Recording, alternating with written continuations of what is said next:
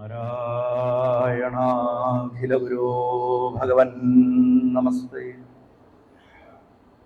ഗുരുവായൂരപ്പ ശംഭോ മഹാദേവ, സർവേശ്വര,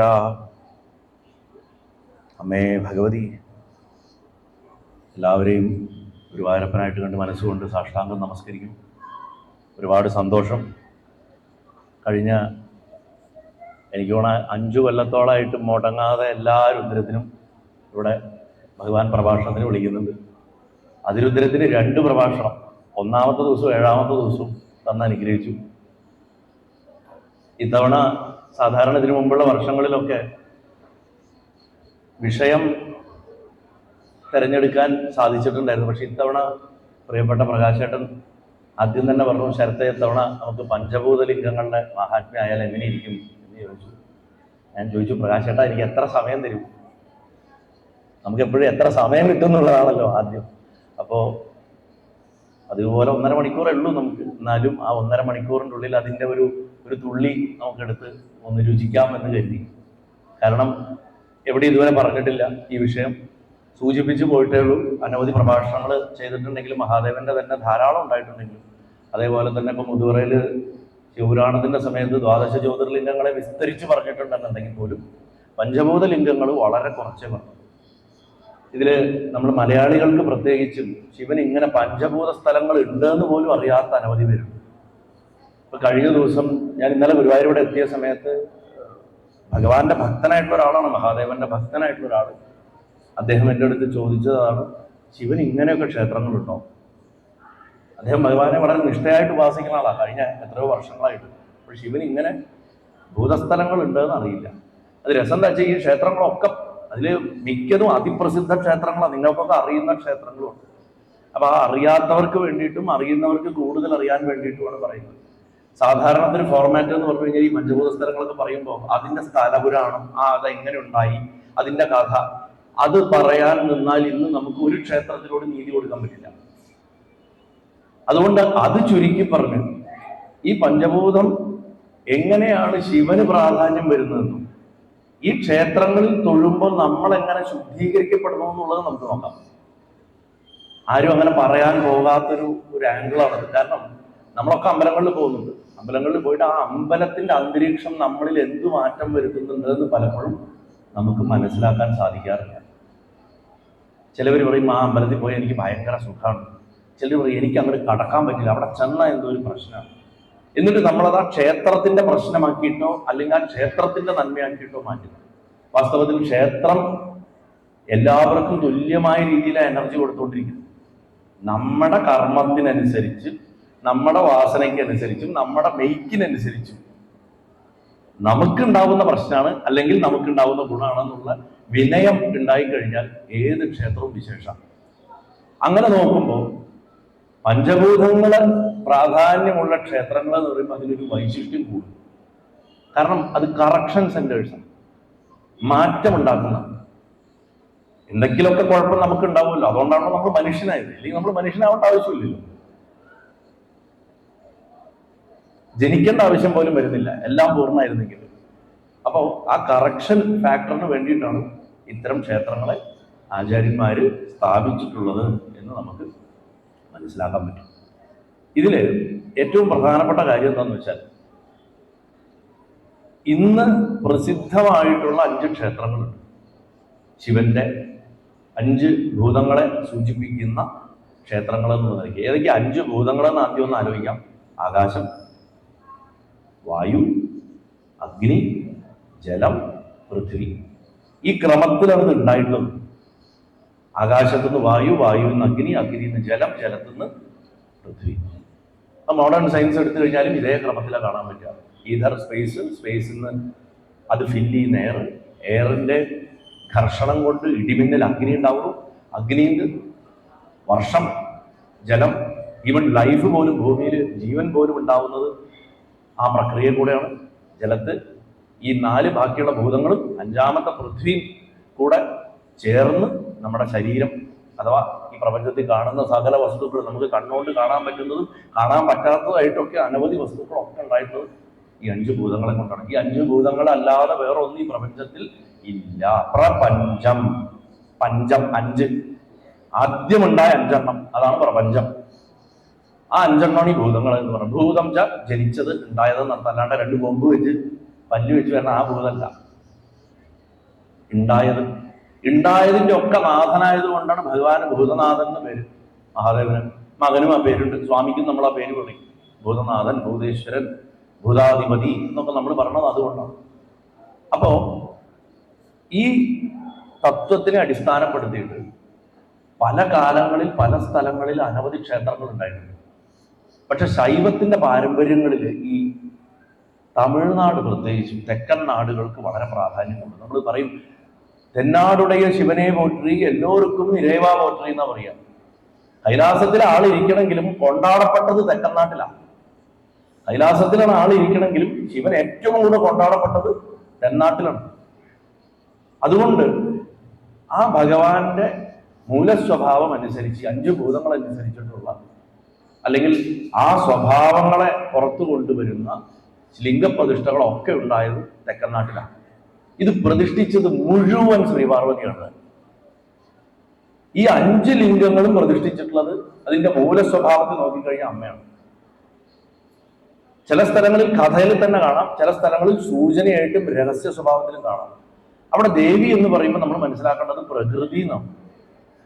പ്രകൃതിക്ക് പഞ്ചഭൂതങ്ങളുടെ രൂപത്തിലുള്ള ആത്മാസ്വരൂപനായിട്ടുള്ള ഭഗവാനെ പ്രതിഷ്ഠിക്കാൻ പറ്റുള്ളൂ, വേറെ ആർക്കും സാധിക്കില്ല. സിമ്പിൾ ആൻസർ അതില്ല. അങ്ങനെ പ്രതിഷ്ഠിക്കപ്പെട്ട സ്ഥലങ്ങളിൽ ഭൂമിയുടെ ലിംഗം ഇരിക്കുന്നത് കാഞ്ചീപുരത്താണ്. ഏകാംബരനാഥൻ എന്ന് പറയും.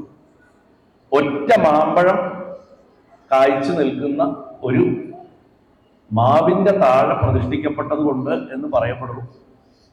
മണല്, ആറ്റുമണല് കൂട്ടിയിട്ട് മണ്ണുകൊണ്ട് ദേവി ഉണ്ടാക്കിയിട്ടുള്ള വിഗ്രഹമായിട്ടാണ് പറയുന്നത്. പിന്നെ വരുന്നത് തിരുവാനൈക്കാവൽ അഥവാ ജംബുകേശ്വരം എന്ന് പറയുന്ന ജലലിംഗമാണ്, അപ്പുലിംഗം. ഈ അപ്പുലിംഗം ഇരിക്കുന്നത് ശ്രീരംഗത്തിന്റെ അടുത്താണ്, തിരുച്ചിറപ്പള്ളി. പിന്നെ വരുന്ന പ്രസിദ്ധമായിട്ടുള്ള അഗ്നിലിംഗം നിങ്ങൾക്കൊക്കെ അറിയാം, അരുണാചലം, തിരുവണ്ണാമലയിൽ. അത് കഴിഞ്ഞാൽ വായുലിംഗം ശ്രീകാലഹസ്തി, ആന്ധ്രാപ്രദേശിൽ. അത് മാത്രമാണ് തമിഴ്നാട്ടിൽ അല്ലാത്തൊരു പഞ്ചഭൂതലിംഗം. പിന്നെ വരുന്നത് ചിദംബരം, സാക്ഷാൽ ആകാശലിംഗം. ഈ 5 3 ലിംഗങ്ങൾ കൈലാസം തൊട്ടിട്ടൊരു വര വരച്ചു കഴിഞ്ഞാൽ ആ നേർരേഖയിലാണ് വരിക. കൈലാസം മുകളിലുണ്ട്, അവിടെ നിന്ന് ഒരു സ്കെയിൽ വെച്ചിട്ടൊരു നേർ വര വരച്ചു കഴിഞ്ഞാൽ കറക്റ്റ് ഒരു നേർരേഖ വരും. അത് നമുക്ക് പോണ വഴിക്ക് സമയത്തിനനുസരിച്ച് പറയാം. ഇതൊക്കെ കൂടുതൽ അന്വേഷിക്കാനും അറിയാനും വേണ്ടിയിട്ട് സൂചനകൾ ഇട്ട് തരുന്നേ ഉള്ളൂ. നമ്മുടെ പ്രധാന വിഷയം ഇതൊക്കെ നമ്മളെ എങ്ങനെ സഹായിക്കും, എങ്ങനെ നമ്മളെ മോചിപ്പിക്കും എന്നുള്ളത് അറിയലാണ്. അപ്പൊ പ്രകൃതിയിൽ അടിസ്ഥാന ഘടകങ്ങളായിട്ട് ഈ 5 മൂലകങ്ങളാണ്. ഭൂമിയുണ്ട്, ജലമുണ്ട്, അഗ്നിയുണ്ട്, വായുണ്ട്, ആകാശമുണ്ട്. അവയ്ക്കൊക്കെ ഓരോന്നിനും പ്രതീകങ്ങളായിട്ട് കുടികൊള്ളുകയാണ് മഹാദേവൻ ലിംഗരൂപിയായിട്ട്. അതുകൊണ്ട് ഇതിനെ പഞ്ചഭൂത സ്ഥലം എന്ന് വിളിക്കുന്നു. ഈ 5 ഭൂതങ്ങളും 5 ലിംഗങ്ങളായിട്ട് ഈ ക്ഷേത്രത്തിൽ പ്രതിഷ്ഠിക്കപ്പെട്ടിരിക്കണമെന്നുള്ളൊരു വിശ്വാസം എന്നാണ് സാധാരണ എല്ലാവരുടെയും പറയാറ്. പക്ഷെ അത് വിശ്വാസത്തിന്റെ വിഷയമല്ല, അനുഭവിക്കേണ്ട വിഷയം. നമ്മുടെ ഈ ജ്യോതിഷ മാസികകളിലും പത്രവാർത്തകളിലും ഒക്കെ കാണുമ്പോൾ ഒരു സ്ഥിരം കാണുന്ന ഒരർത്ഥവും ഇല്ലാത്തൊരു നോൺസെൻസിക്കൽ വാചകമാണ് ഇവിടെ ഇങ്ങനെയാണ് എന്നാണ് ഭക്തരുടെ വിശ്വാസം എന്ന് എഴുതിയിരിക്കും. കണ്ടിട്ടുണ്ടോ? അത് തന്നെ ഒരു ആക്കലാണ്. കുട്ടികളുടെ ഭാഷയിൽ പറഞ്ഞ ചോദ്യം ചെയ്യപ്പെടേണ്ട ഒരു വാചകമാണ്. കാരണം സനാതന ധർമ്മത്തിൽ വിശ്വാസത്തിൽ ഒരു സ്ഥാനമില്ല, അനുഭവത്തിന് സ്ഥാനമുണ്ട്. ഉണ്ടോ ഇല്ലയോ എന്ന് സംശയമുള്ള ഒരു വസ്തുവിനെ വിശ്വസിക്കേണ്ടതുള്ളൂ. ഇല്ല എന്ന് പറയുന്നതും വിശ്വാസമാണ്. നിരീശ്വരവാദവും ഒരു വിശ്വാസമാണ്. ദൈവമില്ല, അതയാളുടെ വിശ്വാസമാണ്. ദൈവമുണ്ട്, അതയാളുടെ വിശ്വാസമാണ്. സോ വിശ്വാസം എപ്പോഴും എസോർണോവിന്റെ ഉള്ളിൽ ജമ്പ് ചെയ്തുകൊണ്ടിരിക്കും. അനുഭവം അങ്ങനെയല്ല. അനുഭവിച്ചാൽ അതുണ്ട്, പിന്നെ അതില്ല എന്ന് പറയാൻ പറ്റില്ല. അനുഭവം ഇല്ലാത്ത ഒരാൾക്ക് എനിക്ക് ഇല്ലാത്ത അനുഭവം നിനക്കുണ്ടാവില്ല എന്ന് പറയാനും പറ്റില്ല. അതുകൊണ്ട് അനുഭവത്തിൽ അധിഷ്ഠിതമാണ് നമ്മുടെ ധർമ്മം എന്ന് ആദ്യം മനസ്സിലാക്കണം. ഏത് പ്രഭാഷണം കേൾക്കുന്നതിന് മുമ്പും, ഏത് ക്ഷേത്ര ദർശനം നടത്തുന്നതിന് മുമ്പും, ഏത് തീർത്ഥാടനത്തിന് പോകുന്നതിന് മുമ്പും ഉള്ളിൽ അടിച്ചുറപ്പിക്കേണ്ടതും നമ്മുടെ കുഞ്ഞുങ്ങൾക്ക് പറഞ്ഞു കൊടുക്കേണ്ടതും നമ്മുടെ ധർമ്മം അനുഭവമാണ്. അനുഭവത്തിൽ അധിഷ്ഠിതമാണ്. ഒരാളുടെ അനുഭവം അല്ല വേറൊരാളുടെ അനുഭവം. ഓരോരുത്തർക്കും അവരവരുടേതായ രീതിയിലാണ് ഈശ്വരൻ വെളിപ്പെടുന്നത്. കാരണം പ്രകൃതി അത്ര വൈവിധ്യമുള്ളതാണ്. ഒരേ പടലേലെ പഴം തന്നെ കുടുംബത്തിലുള്ള പലരും കഴിക്കുമ്പോൾ പലർക്കും പല രുചി തോന്നില്ലേ? എന്തുകൊണ്ടാ അത് ഈശ്വരന്റെ കാര്യത്തിൽ മനസ്സിലാക്കാൻ ഇത്ര ബുദ്ധിമുട്ട്? എല്ലാം ഒരച്ചിൽ വാർത്തമാതിരി ആവണമെന്ന് ആരാ പഠിപ്പിച്ചത്? ഒരച്ചിൽ വാർത്ത മാതിരിയുള്ള ഉപാസനകളൊക്കെ പ്രകൃതി വിരുദ്ധമാണ്. പ്രകൃതിക്ക് വിരുദ്ധമുള്ളത് നിലനിൽക്കില്ല. ഈ പ്രകൃതിയുടെ അടിസ്ഥാനം ഈ 5 ഭൂതങ്ങളാണ്. ഈ 5 ഭൂതങ്ങളെ കൊണ്ടാണ് പ്രകൃതിയുടെ ബിൽഡിംഗ് ബ്ലോക്സ് എന്ന് നമ്മൾ പറയും. അപ്പോ പഞ്ച എന്ന് പറഞ്ഞു കഴിഞ്ഞാൽ 5, ഭൂത എന്ന് പറഞ്ഞു കഴിഞ്ഞാൽ ഈ മൂലകങ്ങളാണ്, എലമെന്റൽ അടിസ്ഥാനമായിട്ടുള്ള ഘടകങ്ങൾ, സ്ഥലങ്ങൾ, അത് ഇരിക്കുന്ന സ്ഥലം എന്നാണ്. അപ്പൊ തമിഴ്നാട്ടിൽ 4 ആന്ധ്രയിൽ 1, ഈ കണക്കിലാണ് 5 ക്ഷേത്രങ്ങളും വരുന്നത്. ഇത് രസം എന്താ വെച്ചാൽ ഞാൻ നേരത്തെ പറഞ്ഞ മാതിരി പണ്ടത്തെ കാലത്തെ ആസ്ട്രോണമിയുടെ ജ്യോതിശാസ്ത്രത്തിന്റെ അതിഗംഭീരമായിട്ടുള്ള ഒരു അച്ചീവ്മെന്റ് ആണ് ഈ ഒരേ നേർരേഖയിൽ ഈ അമ്പലങ്ങളെ കൊണ്ടുവന്നിരിക്കുന്നത്. ഈ രേഖ കുറച്ചുകൂടെ നീട്ടിക്കഴിഞ്ഞു കഴിഞ്ഞാൽ ജാഫ്നയിലുള്ള കോണേശ്വരം ക്ഷേത്രം എന്ന് പ്രസിദ്ധമായിട്ടുള്ള വലിയൊരു ശൈവസ്ഥലമുണ്ട്. ശ്രീലങ്കയിലെ ഏറ്റവും വലിയ ശൈവശക്തിയുള്ള സ്ഥലങ്ങളൊന്നാണ് അത്. തമിഴ് ശൈവം എന്ന് പെട്ടെന്ന് പറയുമ്പോൾ ആർക്കും പിടിയിട്ടില്ല. ഏതൊരു ശൈവമാണോ ചട്ടമ്പി സ്വാമിയും ശ്രീനാരായണ ഗുരുദേവനും പ്രചരിപ്പിച്ചത്, അവരാരും സ്വന്തമായിട്ട് ഒന്ന് കൃതിച്ചുണ്ടാക്കിയതല്ല, ഇവിടെ ഉണ്ടായിരുന്നതാണ്. അത് തമിഴ് ശൈവം എന്ന് പറയും. തമിഴ് ശൈവത്തിന്റെ ഏറ്റവും വലിയ 2 മഹാഗുരുക്കന്മാരാണ് സ്വാമികളും ഗുരുദേവനും. അവർ പറഞ്ഞതും പഠിപ്പിച്ചതും തമിഴ് ശൈവമാണ്.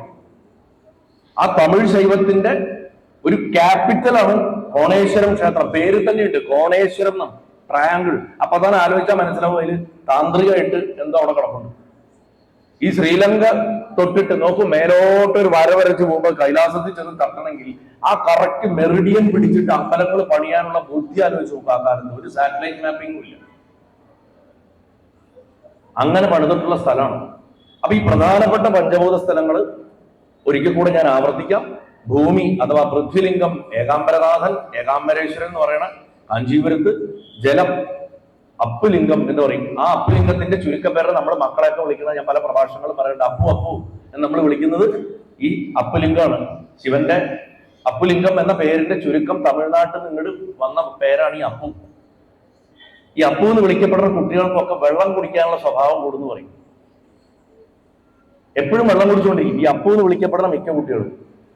ആ ഒരു പ്രായത്തിൽ പ്രത്യേകിച്ചും അവരുടെ ഫോർമേറ്റീവ് ഇയേഴ്സിൽ അവർക്ക് ഈ വെള്ളം കുടിക്കാനുള്ള ടെൻഡൻസി, ഭക്ഷണം, നമ്മൾ എന്ത് വെള്ളം കുടിച്ചുകൊണ്ടിരിക്കണം, ഭക്ഷണമൊന്നും കഴിക്കില്ലല്ലോ എന്ന് പറയും.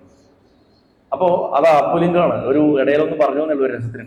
അഗ്നിലിംഗം പിന്നെ അത് അണ്ണാമലയാര്, തിരുവണ്ണാമലയിൽ വായുലിംഗം കാലഹസ്തീശ്വരൻ, അതേപോലെ തന്നെ ആകാശലിംഗം സാക്ഷാൽ ചിദംബരത്തിരിക്കുന്ന ആ മഹാമൂർത്തി. പക്ഷെ ഇത് മാത്രമാണോ എന്ന് ചോദിച്ചാൽ അല്ല. തമിഴ്നാട്ടുകാരായതുകൊണ്ട് അവിടെ വലിയ വലിയ സിദ്ധന്മാരുടെ നാടാണ്. കേരളത്തിന് അവകാശപ്പെടാൻ ഒരിക്കലും സാധിക്കാത്ത അത്രയ്ക്കും വളരെ റിച്ച് ആയിട്ടുള്ള ആധ്യാത്മിക പാരമ്പര്യമാണ് തമിഴ്നാട്ടിൽ കിടക്കണം. നമ്മുടെ തന്നെ ആ തമിഴ് സംസ്കാരം ഇട്ടു തന്നതിന്റെ ബാക്കിയിൽ നമ്മൾ പണിതുയർത്തിയതാണ് നമുക്കുള്ളത്. ഇത് ചേരനാടായിരുന്നു, ഇതും തമിഴിന്റെ ഭാഗമായിരുന്നു അല്ലേ? തിരുവഞ്ചിക്കുളം പോലുള്ള മഹാക്ഷേത്രങ്ങൾ ആ പഴയ പാരമ്പര്യത്തിന്റെ ബാക്കി പത്രങ്ങളാണ്. കേരളത്തിലെ ഏറ്റവും കൂടുതൽ ഉപദേവന്മാരുള്ള ക്ഷേത്രമാണ് തിരുവഞ്ചിക്കുളം ക്ഷേത്രം. 63 ഉപദേവന്മാരാണ്. മുഴുവൻ പേരും തൊഴുതു വരുമ്പോഴേക്കും ഒരു നേരവും.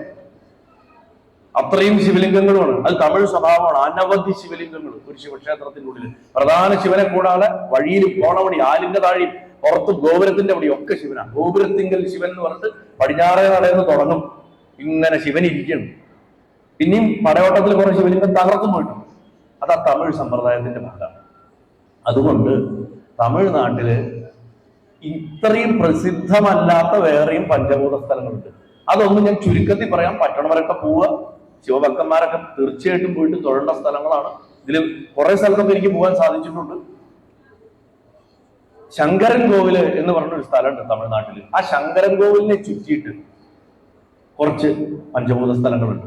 ഞാനിപ്പോ ഈ നേരത്തെ പറഞ്ഞ ലോകപ്രസിദ്ധമായിട്ടുള്ള പഞ്ചഭൂത സ്ഥലങ്ങളെ കൂടാതെ ഒന്നുകിൽ ഇവിടുന്ന് ആവാഹിച്ചു കൊണ്ടുപോയിട്ടോ അല്ലെങ്കിൽ അവിടെയുള്ള സിദ്ധന്മാർക്ക് ഭഗവാൻ ആ ഭൂതരൂപത്തിൽ പ്രത്യക്ഷപ്പെട്ടത് കൊണ്ടോ വന്നിട്ടുള്ള ക്ഷേത്രങ്ങളാണ്. ഇപ്പൊ ഇപ്പൊ നമ്മൾ തന്നെ ശ്രദ്ധിച്ചാൽ കാണാം, നമുക്ക് ഇവിടെ നാലമ്പലുണ്ട്, തെക്കൻ നാട്ടിലും ഇപ്പൊ നാലമ്പലുണ്ട്, വടക്കൻ നാട്ടിലും നാലമ്പലുണ്ട്, ദശാവതാര ക്ഷേത്രങ്ങൾ വരെയുണ്ട് അല്ലേ? ഇപ്പൊ നാലമ്പലം എന്ന് പറഞ്ഞാൽ പണ്ട് നമുക്ക് എന്താ തൃപ്രയാറ്, ഇരിഞ്ഞാലക്കുട, കൂടൽമാണിക്യം, കോഴിക്കോട്, വായമ്പലം ഇതായിരുന്നു നമുക്ക്. ഇപ്പൊ അങ്ങനെയല്ല. ഇപ്പൊ വടക്കും ഉണ്ട്, തെക്കും ഉണ്ട്, ഇഷ്ടമാതിരി നാലമ്പലങ്ങൾ വന്നു. അതുപോലെ ഏറ്റവും പ്രധാനപ്പെട്ടത് പിന്നെ അടുത്ത ഘട്ടം. അപ്പൊ ഇതിൽ ആദ്യം വരുന്ന സെറ്റ് ശങ്കരൻ കോവിലിന്റെ അടുത്താണ്. അത് ശങ്കരനാരായണ കോവില് എന്ന് പേരോട് കൂടിയിട്ട് ശങ്കരൻ കോവിൽ എന്ന പേരുള്ള ആ സ്ഥലത്ത് തന്നെ ഇരിക്കുന്ന ക്ഷേത്രമാണ്. തമിഴ്നാട്ടിലെ ശങ്കരൻ കോവിൽ എന്ന് പറഞ്ഞ സ്ഥലത്ത് ശങ്കരനാരായണൻ എന്ന പേരിൽ ഭഗവാൻ ഇരിക്കുന്ന ഭൂമിയാണ് അവിടെ തത്വം. ഭൂമി തത്വം അവിടെയാണ്. ജലതത്വം ദാരുകാപുരം എന്ന് പറയുന്ന സ്ഥലത്ത് മധ്യസ്ഥനാഥൻ എന്ന് പേരുള്ള ആ ഭഗവാൻ.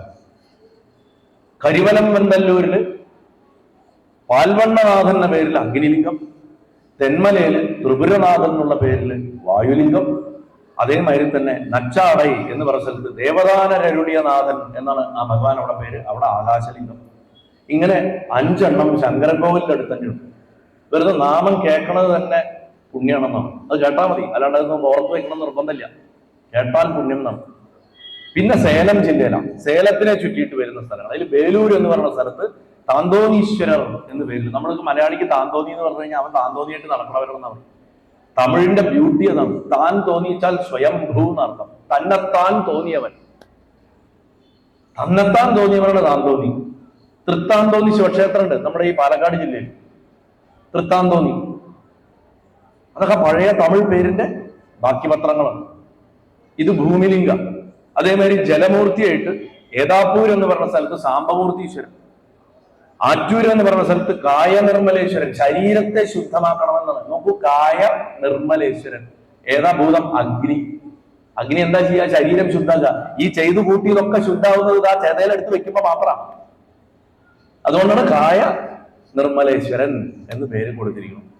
പിന്നെ അരകലൂരിൽ വായുലിംഗാണ് കാമനാഥേശ്വരൻ എന്ന പേരോട് കൂടിയിട്ട്.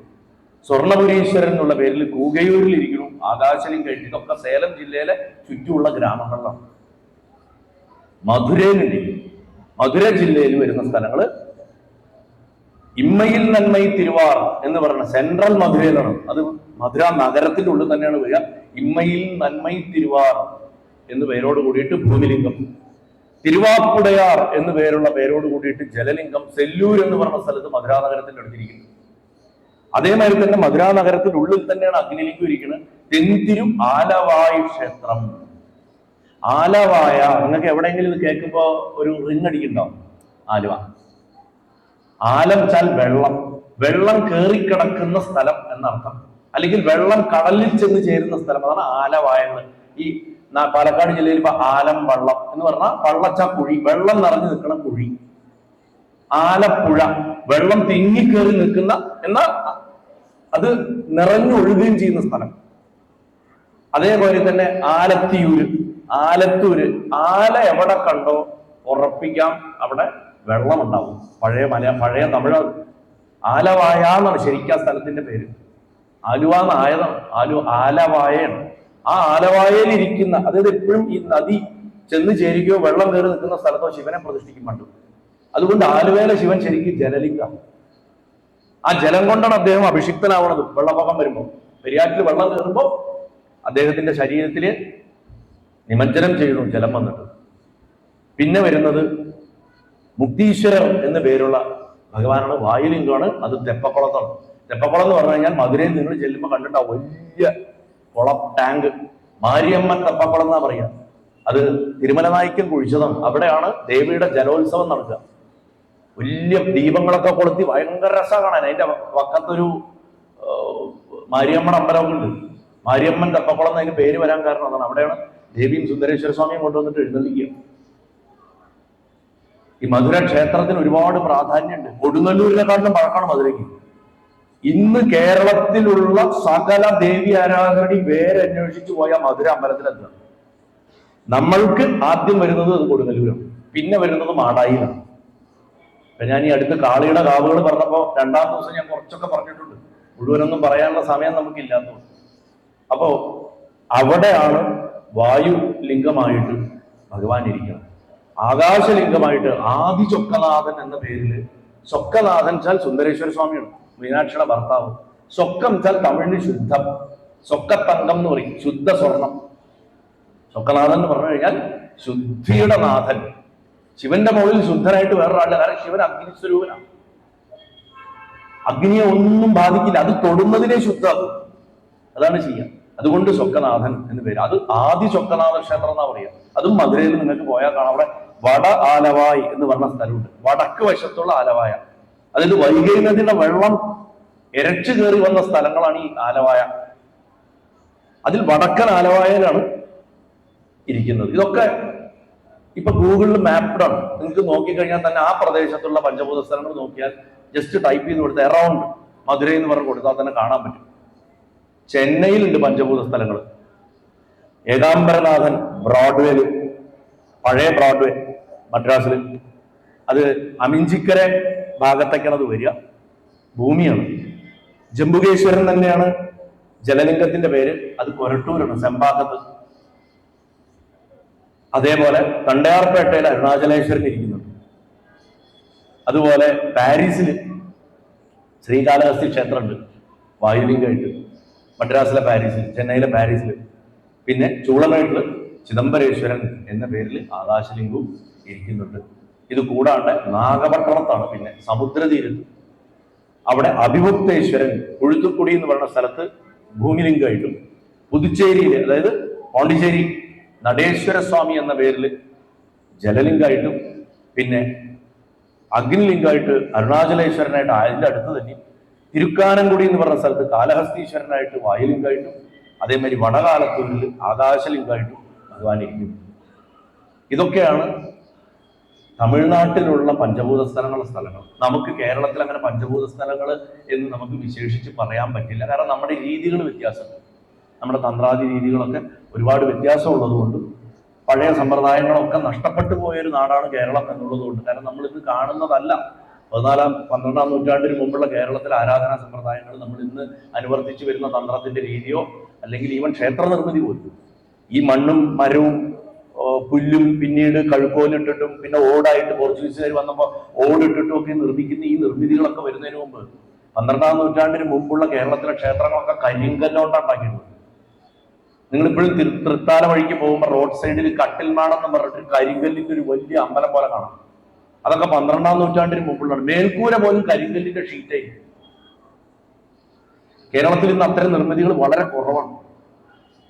പത്മനാഭസ്വാമിയിലൊക്കെ പിൽക്കാലത്ത് തമിഴ് രീതിയെ അവലംബിച്ചുകൊണ്ട് ചെയ്തതാണ്. ഇവർ ഗുരുവായൂർ പോലും തമിഴ് സ്ഥപതികൾ ചെയ്തത് കൊണ്ടാണ് നമ്മുടെ ചുറ്റമ്പലം നാലമ്പലത്തിന് ആ രൂപം വന്നത്. കറുപ്പയ്യ സ്ഥപതിയൊക്കെ പോലെ വിവേകാനന്ദ പാറ ഉണ്ടാക്കിയ ആ സ്ഥപതിയെ പോലുള്ളവരാണ് അത് ഉണ്ടാക്കിയത് എന്നുള്ളതുകൊണ്ട് ഒരു തമിഴ് ഛായ വന്നതാണ്. നവഗ്രഹങ്ങൾ ഉണ്ടായിരുന്നില്ല. നമ്മുടെ ഒന്നും ക്ഷേത്രങ്ങളിൽ നവഗ്രഹങ്ങൾ ഉണ്ടായിരുന്നില്ല. കേരള സമ്പ്രദായത്തിൽ നവഗ്രഹം ഇല്ല. പത്മത്തിലൊക്കെ ചിലപ്പോൾ പൂജ വയ്ക്കുന്നുണ്ടെന്നല്ലാണ്ട് ഇപ്പൊ ഗുരുവായൂർ നാലമ്പലം കടന്നിട്ട് മേലേക്ക്, ആർക്കും മേലേക്ക് നോക്കാൻ സമയമില്ല, കാരണം അകത്തേക്ക് നോക്കാൻ തന്നെ നേരമില്ല. അപ്പൊ മേലെ നോക്കിക്കഴിഞ്ഞാൽ കടന്നുടനെ ആ വാതിൽ കടന്ന് അകത്ത് കയറിയ നവഗ്രഹങ്ങളെ കാണാം. അത് 70-ന് മുമ്പ് അവിടെ ഇല്ല. 70-ന് മുമ്പ് വേറൊരു സംഭവമായിരുന്നു. അവിടെ പുഷ്പങ്ങളെ കൊണ്ടുള്ള ഒരു വിധാനമായിരുന്നു ഉണ്ടായിരുന്നത്. അങ്ങനെ അനവധി മാറ്റങ്ങൾ ക്ഷേത്രങ്ങൾക്ക് വന്നിട്ടുണ്ട്. അതുകൊണ്ട് ഈ ഭൂതസ്വഭാവത്തിലുള്ള ക്ഷേത്രങ്ങളൊന്നും നമുക്കിവിടെ അധികം കാണാൻ പറ്റില്ല. പിന്നെ വ്യക്തികൾ ആവാഹിച്ചു കൊണ്ടുവന്ന് പ്രതിഷ്ഠിച്ചിട്ടുണ്ടെന്നുണ്ടെങ്കിൽ ഉണ്ടാവാന്ന് മാത്രം. അതുള്ളത് പിന്നെയും തിരുവഞ്ചിപ്പുഴ ക്ഷേത്രത്തിൻ്റെ ഉള്ളിലാണ്. അവിടെ ചിദംബരേശ്വരനുണ്ട്. ആകാശലിംഗത്തിന്റെ പ്രതീകമായിട്ട് ചിദംബരേശ്വരനെ അവിടെ പ്രതിഷ്ഠിച്ചിട്ടുണ്ട്. പക്ഷെ നൃത്തമൂർത്തിയായിട്ടാണ്. അതായത് നടരാജമൂർത്തി. നൃത്തം ച നടരാജൻ എന്ന് മനസ്സിലാക്കണം. ഭഗവാന്റെ മന്ത്രത്തിനെ തന്നെ നൃത്തമന്ത്രം എന്നാ പറയാം. അപ്പൊ നമുക്ക് ഏകാംബരനാഥ ക്ഷേത്രം തൊട്ടിട്ടൊന്നും എല്ലാം ഒന്ന് ഓടിച്ചു വരാം.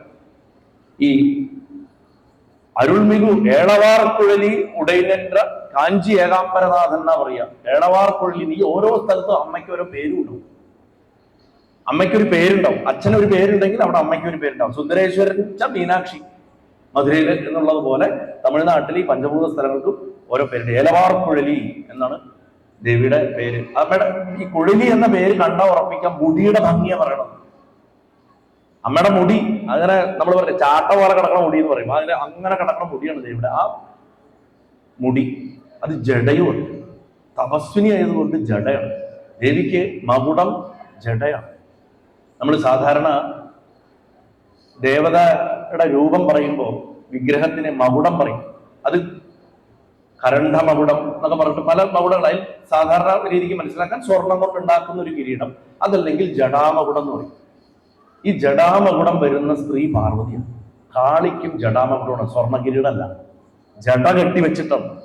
നമ്മൾ പലപ്പോഴും ധ്യാനിക്കുമ്പോഴും ചിത്രങ്ങൾ വരയ്ക്കുമ്പോഴും ഒക്കെ സ്വർണ്ണ കിരീടം വെച്ചു കൊടുത്തിട്ട് കാണുക. ശരിക്കും ജടയാണ്. അയ്യപ്പസ്വാമിക്ക് ജടയാണ്, ശാസ്താവിന് കിരീടം. വ്യത്യാസം.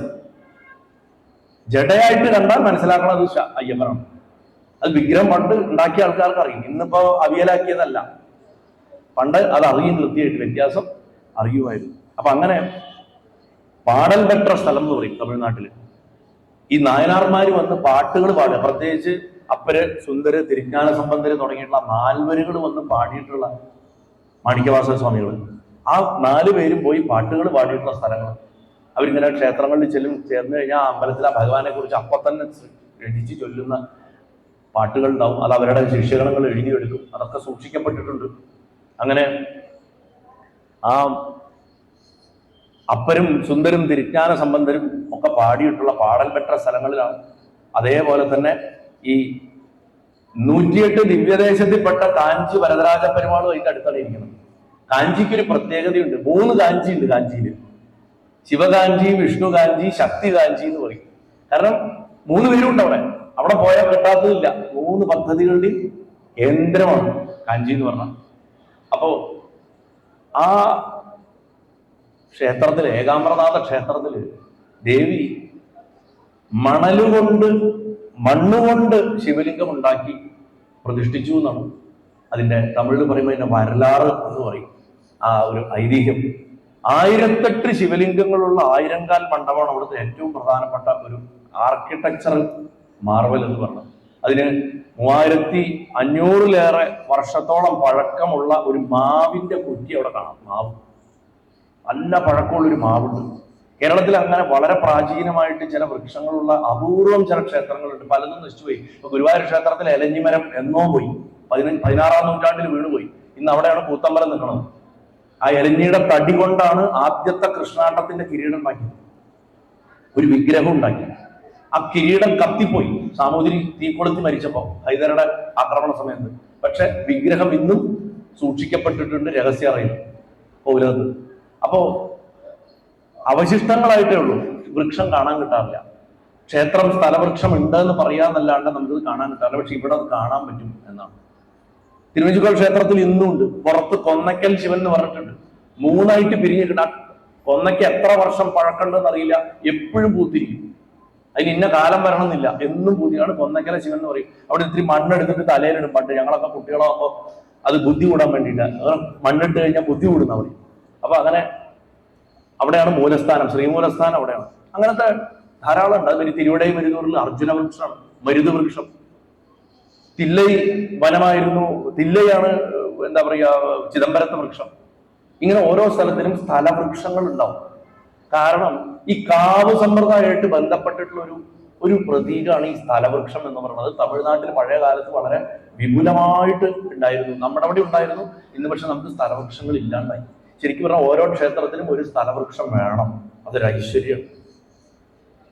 അങ്ങനെ 3500 വർഷം പഴക്കമുള്ള ഒരു മാവ് അവിടെ ഉണ്ട് എന്ന് പറയുന്നു. ശ്രീപാർവതി അവിടെ ഭഗവാനെ നഷ്ടപ്പെട്ടപ്പോൾ, ഞാൻ നേരത്തെ പറഞ്ഞതുമാതിരി അതിന്റെ ഐതിഹ്യങ്ങൾ മുഴുവൻ പറയാൻ നിന്നാൽ നമുക്കിന്ന് സമയം കിട്ടില്ല. ഞാൻ ചുരുക്കി പറഞ്ഞിട്ട് ഇതിന്റെ ബെനിഫിറ്റ് പറയാനാ പറഞ്ഞത്. എത്രയോ കാലം അമ്മയ്ക്ക് തപസ് ചെയ്യേണ്ടി വന്നു. നമ്മൾ പലപ്പോഴും കരുതുന്ന എന്താന്ന് വെച്ച് കഴിഞ്ഞാൽ സിനിമയിലെ മാതിരി ഒരു കാമുകനും കാമുകിയും പ്രണയിക്കുന്നു, അവരൊരുപാട് കഷ്ടപ്പെടുന്നു, വില്ലൻ വരുന്നു, അവരെ പിരിക്കാൻ നോക്കണു, കുടുംബക്കാരെ പിരിക്കാൻ നോക്കണു, അവസാനം എല്ലാ പ്രതിസന്ധികളെയും അതിജീവിച്ചിട്ട് അവർ വിവാഹം കഴിക്കണു, മംഗളം ശുഭം, ബഷീർ പറഞ്ഞതുമാതിരി ദി എൻഡ്. ഇതാണ് നമ്മൾ വിചാരിക്കുന്നത്. ജീവിതത്തിലും അങ്ങനെയല്ല. അതിനേക്കാൾ ഉപരി അമ്മയുടെ അച്ഛന്റെയും കാര്യത്തിൽ ഒരിക്കലും അങ്ങനെയായിരുന്നില്ല. നമ്മുടെ വിചാരം എന്താ, 13 വയസ്സുള്ള ഒരു പെൺകുട്ടി കന്യക 5 വയസ്സ് തൊട്ട് 13 വയസ്സ് വരെ വീണ്ടും തപസ് ചെയ്തിട്ടാണ് ശിവനെ ആദ്യം വിവാഹം ചെയ്തത്. അതോടുകൂടിയിട്ട് ഹാപ്പി എൻഡിങ് ആയി വിചാരിക്കരുത്. ഇങ്ങൊരു പ്രത്യേക സ്വഭാവമുള്ള ഒരാളാണ്. അമ്മ തന്നെ പറഞ്ഞിട്ടുണ്ട്, ദുർവാസ സംഭവതിമേ അങ്ങയുടെ കൂടെയുള്ള ജീവിതം വളരെ ശ്രദ്ധിച്ചേ പോകാൻ പറ്റൂ. കാരണം ആത്മാവ് അങ്ങനെയാണ്. ആത്മാവ് സർവതന്ത്ര സ്വതന്ത്രന. അത് പ്രകൃതിയിൽ ബന്ധപ്പെട്ടിരിക്കാൻ ഒരിക്കലും ആഗ്രഹിക്കുന്നില്ല. പ്രകൃതി അമ്മയാണ്. അമ്മയാണ് ഇങ്ങനെ ചേർത്ത് പിടിച്ച് പോരുത് എന്ന് പറഞ്ഞ് നിർത്തണത്. അതുകൊണ്ട് തരം കിട്ടിയാൽ അവിടെ ഒരു വിരഹം സംഭവിക്കും. ഒന്നുമില്ലെങ്കിൽ ഭഗവാൻ പോവും, അല്ലെങ്കിൽ അമ്മയെ ഇറക്കി വിടും. നീ കണ്ണടച്ചു എന്റെ, നീ അവിടേക്ക് നോക്കി, ഞാൻ പറയുമ്പോൾ ഒന്ന് ശ്രദ്ധ മാറി. ഭഗവാൻ വളരെ നിർബന്ധമാണ്. ഒരു കാര്യം പറയുമ്പോൾ പൂർണ്ണ ശ്രദ്ധയോടുകൂടി കേൾക്കണ്ട. അല്പം ഏതെങ്കിലും ആൾ അപ്പുറത്ത് കൂടെ ഒരു ഹാൻഡ് ബാഗ് നല്ലത് പിടിച്ച് പോണ കണ്ട തലതിരിക്കുന്ന നമ്മുടെ സ്വഭാവം. ഭഗവാനാണ് വ്യാസപീഠത്തിൽ ഇരിക്കണമെന്നുണ്ടെങ്കിൽ വിവരം അറിയും. പിന്നെ വല്ല തവളയായിട്ടോ എലിയായിട്ടോ ഒക്കെ കുറച്ചു നേരം ജീവിക്കാം. അപ്പോ ആത്മാവിന്റെ സ്വഭാവം, ഞാൻ ഭഗവാനെ ഒരു വ്യക്തിയായിട്ട് ഒരു രസത്തിനും നമ്മുടെ മനസ്സിൽ സ്നേഹം കൂട്ടാൻ വേണ്ടി പറയാം. പക്ഷേ ആ ചൈതന്യം എന്ന് പറയുന്നത് ആത്മാവിന്റെ പവർ അവിടെ കിടക്കണം, അതിന്റെ ശുദ്ധി അവിടെ കിടക്കണത്. അത് അല്പം പോലും പ്രകൃതിയുടെ ഒരു ഭ്രംശം പോലും അത് സമ്മതിക്കില്ല. അതുകൊണ്ട് ശപിച്ചു കളയും. അങ്ങനെ പല ഭട്ടമാണ് ശപിച്ചിരിക്കും. ഞാൻ പല പ്രഭാഷണങ്ങളും തമാശയ്ക്ക് പറയാറുണ്ട്. ആ തിരുവളയാടൽ സിനിമയില് എപ്പോഴും ഞാൻ പറയാറുള്ളതാണ്, മുരുകൻ കലഹിച്ചിട്ട് പഴനിമല മുകളിൽ വന്ന് നിൽക്കുമ്പോ ശ്രീപാർവതി വന്നിട്ട് വിളിച്ചുകൊണ്ട് പോകാൻ പോകും. മുരുകൻ പറയും, ഞാൻ വരില്ല, എൻ നാട്, എൻ മക്കൾ, എൻ മൊഴി എന്ന് പറഞ്ഞ് ഞാൻ ഇരിക്കുന്ന പറയണത്. എനിക്ക് ബാക്കിയുള്ളവരൊക്കെ അച്ഛനെ പറഞ്ഞ കേൾക്കണേണ്. അവരൊക്കെ എന്നെ കാണുന്നത് അങ്ങോരുടെ മകനായിട്ടാണ്. എനിക്കത് പറ്റില്ല. ഞാൻ പറയണ എന്റെ കാലിൽ വീണ ഞാൻ ഭരിക്കുന്ന ഒരു സ്ഥലം എനിക്ക് വേണം. അതിനാണ് ഞാൻ പഴനിയിൽ വന്നിരിക്കണം എന്ന് പറയും. അതിന് അമ്മ, അത് സാവിത്രിയാണ് അത് അഭിനയിച്ചിരിക്കുന്നത്. അത് ഡയലോഗ് എഴുതിയിരിക്കുന്നതാണെങ്കിലും അത്രയും ഉള്ളിൽ തട്ടുന്ന ഒരു ഡയലോഗ്. എത്ര സത്യം. നീ ഇതിനൊക്കെ കലഹിക്കണമല്ലോ, ഉന്നപ്പ എന്നെ എവ്വളവ് ചോദിച്ചിരിക്കാൻ தெரியுமான்னு ചോദിക്കും. നിന്റെ അച്ഛൻ എന്നെ എത്ര പരീക്ഷിച്ചു നടക്കറിയും, എന്നിട്ട് ഞാൻ അച്ഛനെ ഇട്ടിട്ട് പോയില്ലല്ലോ. അതിന്റെ മുകളിൽ സ്നേഹിക്കുന്ന ഒരു ഭാര്യയും ഭർത്താവിന് ഈ പ്രപഞ്ചത്തിൽ കാണാൻ പറ്റില്ല. കാരണം എന്നും അവനവനിലേക്ക് തന്നെ ചിന്തിച്ച് ഫോക്കസ്ഡ് ആയിരിക്കുന്ന ഒരു ഭർത്താവ്. ആ ഭർത്താവിന്റെ കൈ പിടിച്ച് വരൂ, നമ്മുടെ മക്കളുടെ അടുത്ത് പോവാം, അവർക്ക് വേണ്ടത് ചെയ്തു കൊടുക്കാന്ന് പറഞ്ഞ് നമ്മുടെ അടുത്തേക്ക് ആ കൈ പിടിച്ചു കൊണ്ടുവരേണ്ടത് ആ അമ്മയാണ്. അമ്മ ഇല്ലാന്നുണ്ടെങ്കിൽ ശിവൻ അപ്രാപ്യനാണ് മനുഷ്യന്. കിട്ടില്ല ഭഗവാന്. സാംബശിവനായിട്ടേ കിട്ടുള്ളൂ, അല്ലെങ്കിൽ കിട്ടില്ല. അങ്ങനെ ഇരിക്കുമ്പോ ദേവിക്ക് വിരഹം ഭഗവാനെ നഷ്ടപ്പെട്ടാൽ എന്ത് ചെയ്യും? നമുക്കേ ഭഗവാനെ കൊണ്ടു തരുന്നത് അമ്മ. ആ അമ്മയ്ക്ക് ഭഗവാനെ നഷ്ടപ്പെട്ടാൽ എന്ത് ചെയ്യും? ഭഗവാൻ പറയും, നിനക്ക് ഒരു കർമ്മദോഷം സംഭവിച്ചു, ആ കർമ്മദോഷം മറ, നീ ഇത്ര 1000 വർഷം ഇന്നവിടെ പോയി തപസ് ചെയ്യുക. അങ്ങനെ തപസ് ചെയ്യാൻ പറഞ്ഞേക്കും. ഇപ്പൊ ഈ കഴിഞ്ഞ ദിവസം ഞാൻ ജ്ഞാനകലികാ സ്തോത്രം പറഞ്ഞു ത്രിപുരാരഹസ്യത്തില്. അത് വന്നിട്ടില്ല, അപ്ലോഡ് ആയിട്ടില്ല.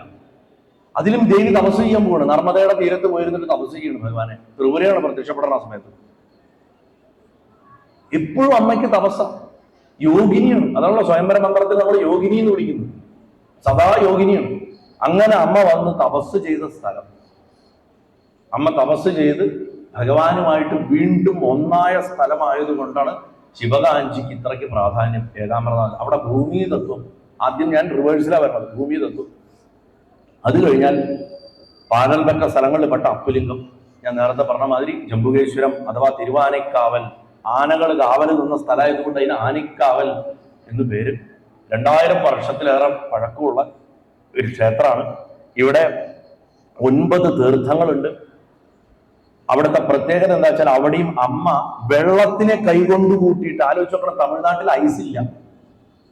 തമിഴ്നാട്ടിൽ ഐസില്ല. അമ്മ ജലം കൊണ്ട് ശിവലിംഗം ഉണ്ടാക്കി.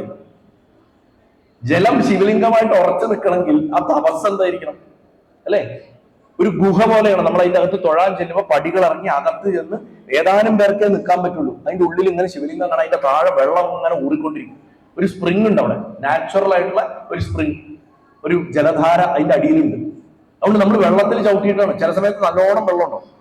ഇതിൽ രസം എന്താ വെച്ചാൽ ദിവസത്തിൽ ഒരു നേരത്തെ പൂജയ്ക്ക് ദേവിയുടെ പണ്ടത്തെ പൂജയെ ഓർമ്മിപ്പിക്കാൻ പ്രധാന പൂജാരി പൊട്ടൊക്കെ കുത്തി നല്ല സാരിയെ കൊടുത്ത് സ്ത്രീവേഷം കെട്ടിയിട്ടാണ് പൂജ കഴിക്കുന്നത്. അവിടെ ശിവനെ പൂജ കഴിക്കണമെങ്കിൽ സ്ത്രീയായി മാറണം. കൃഷ്ണനെ പുരുഷനുള്ളൂ, ബാക്കി ലോകത്തുള്ളതൊക്കെ സ്ത്രീയാ പറയും. എന്നാലേ ഇത്ര കൃഷ്ണനെ കിട്ടുള്ളൂ. അതുപോലെ ആത്മാവ് ഒന്നേ ഉള്ളൂ, അത് പുരുഷൻ. പുരത്തിൽ ശയിക്കുന്നവൻ പുരുഷൻ, പുരച്ച ശരീരം. അപ്പൊ ബാക്കി ഈ ശരീരമായിട്ട് നടക്കണം നമ്മളൊക്കെ സ്ത്രീയാണ് എന്നാണ് പറയുക. അപ്പൊ ആ ഭാവം തന്നെയാണ് ഈ ജംബുലിംഗം എന്ന് പറയുന്ന, അഥവാ അപ്പുലിംഗം, ജംബുലിംഗം എന്നൊക്കെ പറയുന്നത് ഈ ജലലിംഗത്തിനെയാണ് പറയണത്. അവിടെ 9 തീർത്ഥങ്ങളാണ് ഉള്ളത്. ഏറ്റവും പ്രധാനപ്പെട്ട പ്രത്യേകത മാത്രം പറഞ്ഞു പോവാണ്, കൂടുതൽ പറയില്ല. അവിടെയും ദേവി ഇതേമാതിരി ഭഗവാനെ ഒരിക്കൽ നഷ്ടപ്പെട്ട് തപസ് ചെയ്ത് നേടിയ സ്ഥലമാണ്. അമ്മ പ്രകൃതിയാണെന്ന് ഞാൻ പറഞ്ഞു. ഓരോ ഭൂതസ്വഭാവം നഷ്ടപ്പെടുമ്പോഴും ആ ഭൂതരൂപത്തിലുള്ള ശിവനെ പിടിച്ചെടുത്ത സ്ഥലമാണത്. പൃഥ്വിതത്വം നഷ്ടപ്പെട്ടപ്പോൾ പൃഥ്വിതത്വം പിടിച്ചെടുത്തത് ഏകാംബരനാഥനിലാണെങ്കിൽ ജലതത്വം നഷ്ടപ്പെട്ടപ്പോൾ പ്രകൃതി അത് പിടിച്ചെടുത്തത് ജംബുകേശ്വരത്ത് വെച്ചാണ്. അങ്ങനെ വേണം മനസ്സിലാക്കാൻ. ഞാൻ സാധാരണ തത്വം കൂടുതൽ പറയണതാണ്, ഇവിടെ കുറവാണ്, എന്നാലും കുറച്ച് ഇട്ടില്ലെങ്കിൽ ഇതിന്റെ അർത്ഥം മനസ്സിലായി. വെറുതെ കഥ കേട്ട് പോയിട്ട് കാര്യമില്ലല്ലോ. നമുക്ക് ഇനി അടുത്ത തവണ അവിടെ പോയിട്ട് തൊഴുമ്പോൾ അത് അറിഞ്ഞു തൊഴുമ്പോൾ ഒരു സന്തോഷമല്ലേ. പിന്നെ പ്രസിദ്ധമായിട്ടുള്ള തിരുവണ്ണാമല. തിരുവണ്ണാമലയ്ക്ക് എന്താ ഇത്ര പ്രശസ്തി എന്ന് ചോദിച്ചു കഴിഞ്ഞാൽ അതിന് ഈ 5 ലിംഗങ്ങൾക്കും പ്രാധാന്യമുണ്ട്. തിരുവണ്ണാമല കൂടുതൽ പോപ്പുലറായി എന്ന് മാത്രം. പലരും തിരുവണ്ണാമല ഇതിന്റെയൊക്കെ മുകളിൽ കൊണ്ട് വെക്കണ പ്രവണത മോഡേൺ കാലത്ത് പ്രഭാഷണങ്ങളിലൊക്കെ കാണാറുണ്ട്. പ്രാമാണികമായിട്ട് ഭഗവാന് തുല്യ പ്രാധാന്യമാണ് ഈ സ്ഥലങ്ങളിൽ. പക്ഷെ അഗ്നിക്കൊരു വിശേഷമുണ്ട്. മറ്റു ഭൂതങ്ങളെയൊക്കെ നമുക്കൊരു മാലിന്യം ഇട്ട് നശിപ്പിക്കാൻ പറ്റും. പൃഥ്വിയിൽ ഒരു മാലിന്യം വലിച്ചെറിഞ്ഞാൽ പൃഥ്വി നശിച്ചു, ജലത്തിൽ മാലിന്യം ഇട്ടാൽ അതും നശിച്ചു, വായുവില് ദുർഗന്ധം കൊടുത്താൽ അതും നശിച്ചു, ആകാശത്തൊരു മോശം വാക്ക് പറഞ്ഞാൽ മതി ആകാശം നശിച്ചു. അഗ്നിയിൽ എന്തിട്ടാലും കത്തി ചാമ്പലാക്കി ശുദ്ധാക്കി. അഗ്നിക്ക് മാറ്റം വരും. അതുകൊണ്ട് തിരുവണ്ണാമലയ്ക്ക് ആ അർത്ഥത്തിൽ വലിയ വിശേഷം. അവിടെ ഭഗവാൻ പ്രസിദ്ധമായിട്ടുള്ള കഥയാണ്, നമുക്കൊക്കെ അറിയാം. ബ്രഹ്മാവിനും മഹാവിഷ്ണുവിന്റെയും മഹിമ ആർക്കാണെന്നുള്ള മത്സരം വന്നപ്പോൾ ഭഗവാൻ അഗ്നിസ്തംഭമായിട്ട് പ്രത്യക്ഷപ്പെട്ടതും പിന്നീട് ലോകത്തിനത് താങ്ങാൻ പറ്റാത്തതായതുകൊണ്ട് ആദ്യം പർവ്വതരൂപിയായതും ആ പർവ്വതത്തിനെയും ആരാധിക്കാൻ ആൾക്കാർക്ക് ബുദ്ധിമുട്ട് വന്നപ്പോൾ ലിംഗരൂപിയായതും അവിടുന്ന് മാറി പിന്നെ ഇന്നത്തെ ലിംഗമായതും. അങ്ങനെ കഥകളുണ്ട്. ലോകത്തിലെ ഏറ്റവും വലിയ ലൈവ് ടെമ്പിൾ കോംപ്ലക്സുകൾ ഒന്നാണ് തിരുവണ്ണാമല ക്ഷേത്രം, അരുണാചല ക്ഷേത്രം. ഏറ്റവും വലിയ ജീവനുള്ള ഇന്നും ആരാധന നടക്കുന്ന ക്ഷേത്രം ശ്രീരംഗമാണ്. ശ്രീരംഗം ക്ഷേത്രം കഴിഞ്ഞാൽ പിന്നെ വരുന്ന വലിയ മഹാക്ഷേത്രങ്ങളിലെ ശിവന്റെ ക്ഷേത്രങ്ങൾ ഒരുപക്ഷെ ഏറ്റവും വലിയ ക്യാമ്പസുകളിലൊന്നും 25ഓളം ഏക്കർ തന്നെ properly devoted for the temple എന്നുള്ളതാണ്. ചിദംബരത്തിന് അതിൽ കൂടുതലാണ്, പക്ഷെ ക്ഷേത്രം നിൽക്കുന്ന ഏരിയ കുറച്ച് കുറവാണ് കമ്പയർ ചെയ്യുമ്പോൾ. അപ്പൊ അങ്ങനെ അഗ്നിയെ പ്രതിനിധീകരിക്കുന്ന ഈ മഹാക്ഷേത്രം ലോകപ്രസിദ്ധമാണ്, എല്ലാവർക്കും അറിയാം. പിന്നെ രമണ ഭഗവാന്റെ ആവാസം കൊണ്ടും അതിന് നമ്മുടെ കാലഘട്ടം ആയപ്പോഴേക്കും വളരെ വിശേഷമായിട്ടുള്ള ഒരു പേരും പ്രശസ്തിയും ഒക്കെ ഉണ്ടായി. ഭഗവാന്റെ ആ അഗ്നിസ്തംഭത്തിന്റെ പ്രതീകമായിട്ട് കാർത്തിക ദീപത്തിന് മലയുടെ മുകളിൽ ദീപം തെളിയിക്കും, വിശേഷമായിട്ടുള്ള ദീപം തെളിയിക്കും. വർഷങ്ങൾക്ക് മുമ്പ് ഭഗവാനെ പുറത്തേക്ക് എഴുന്നള്ളിക്കുമ്പോൾ പിടിക്കുന്ന ബെൽജിയൻ വെൽവെറ്റ് കൊണ്ടുള്ള സ്വരോവസ്കിയുടെ ക്രിസ്റ്റൽസ് ഒക്കെ വെച്ചിട്ടൊരു കൊട എൻ്റെ ഒരു സുഹൃത്ത് ഒരു ഫ്രഞ്ചുകാരനാണ് ചെയ്തത്. അതില് മഹാദേവന്റെ 10 ആയുധങ്ങളുടെ വിന്യാസം ഞാൻ വരച്ചതാണ്. അതേപോലെ അത് എംബ്രോയിഡറി ആക്കിയത് എൻ്റെ അനിയത്തിയുണ്ട്. അതുകൊണ്ട് എനിക്ക് വൈകാരികമായിട്ട് വലിയ ബന്ധമുള്ള ഒരു ക്ഷേത്രമാണ് തിരുവണ്ണാമല ക്ഷേത്രം എന്ന് പറഞ്ഞു കഴിഞ്ഞാൽ വർഷങ്ങൾക്ക് മുമ്പ് നടന്ന കാര്യമാണ്. അങ്ങനെ ഇന്നും ആ കൊടയുടെ കീഴിലാണ് ഭഗവാൻ കാർത്തിക ദീപം കാണാൻ വേണ്ടിയിട്ട് പുറത്തെ മണ്ഡപത്തിൽ വന്നിരിക്കുക. അപ്പോഴാണ് മരണമുള്ളത് കൊളുത്തുന്നത്. ഒരുപാട് അനുഭവങ്ങളുള്ള ഒരു ക്ഷേത്രമാണ്, പ്രദേശം തന്നെയാണ്. ഈ അരുണാചലത്തിനെ ഗിരിവലം വെക്കുക എന്നുള്ളതാണ് അവിടുത്തെ ഏറ്റവും വലിയ കർമ്മം. ഗിരിവലം വെക്കുന്നതിൽ വളരെ വിശേഷമായിട്ടുള്ള ഗിരിവലങ്ങളുണ്ട്. പണ്ടൊരിക്കൽ ഞങ്ങൾ അവിടെ ചെന്ന സമയത്ത് ഇസക്കി എന്ന് പറയുന്ന ഒരു സിദ്ധൻ 64 വട്ടം ഗിരിവലം വെച്ചു എന്ന് പറഞ്ഞു. അപ്പൊ നമ്മൾ വിചാരിച്ചു എന്താ 64 വട്ടം ഗിരിവലം വെക്കപ്പോ 64 തവണ അത്രയും നടന്നാ പോരെ?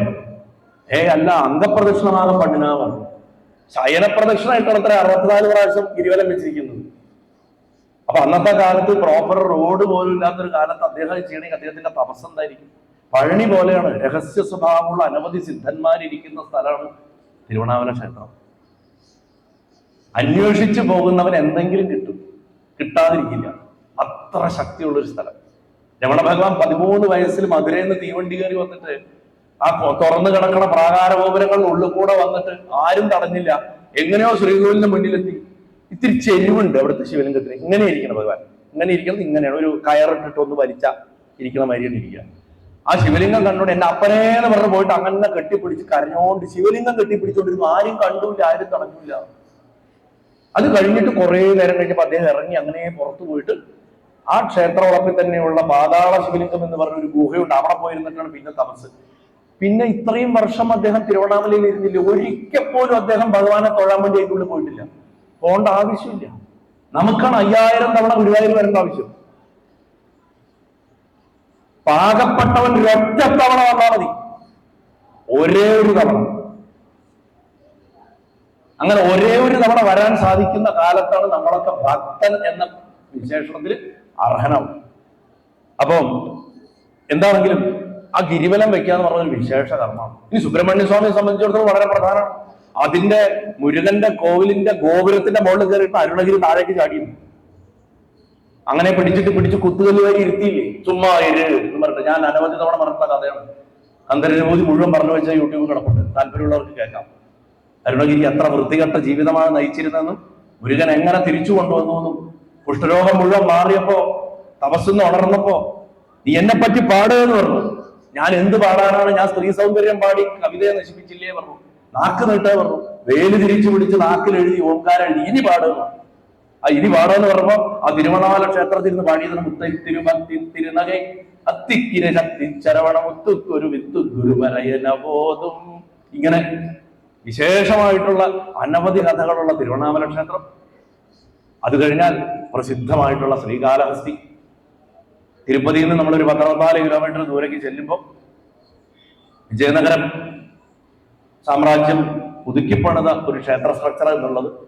അവിടുത്തെ ഗോപുരം കഴിഞ്ഞ കുറച്ച് വർഷം 2007 ഞാൻ അവിടെ ചെല്ലുന്ന സമയത്ത് ആ ഗോപുരം ഇങ്ങനെ ചെരിഞ്ഞു നിൽക്കുകയും അത് കഴിഞ്ഞ കുറച്ച് കൊല്ലം മുമ്പ് അർജി കെട്ടി വീഴും, പൊളിഞ്ഞ് തവളായി. അതിൽ 1-2 പേര് മരിക്കുകയും ചെയ്തു.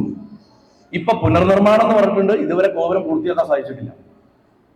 മീനാക്ഷിയുടെ തെക്കേ ഗോപുരം പോലെയാണ്. എപ്പോ പണി കഴിയുമെന്ന് ചോദിച്ചാൽ അറിയില്ല. അത് പൂർത്തിയായ ലോകാവസാനം എന്നൊക്കെയാണ് ഇപ്പൊ പറഞ്ഞു വരുന്നത്. അപ്പൊ അങ്ങനെ ഉള്ള ഒരു ക്ഷേത്രം, വായുലിംഗം ഇരിക്കുന്ന സ്ഥലം, ശ്രീകാലഹസ്തി എന്ന് പൂർണ്ണമായിട്ടും പറയണം. അവിടെ വെറുതെ നമ്മൾ ഒരാളെ പേരിന് പറയുമ്പോൾ ആ ശ്രീ ചേർത്ത് പറയൂ. നമ്മളെങ്ങനെയാണ് ഇവിടെ ഒരാളുടെ പേരിന്റെ മുന്നിൽ ഇവിടെ സർവശ്രീ എന്ന് വെക്കണം. സ്വാമിച്ചിരിക്കുന്നു. സർവശ്രീ എന്ന് വെക്കണം ബ്രോഷറിൽ എന്ന് പറഞ്ഞിട്ട് പ്രശ്നമാണ് ഇവിടെ ആൾക്കാർക്ക്.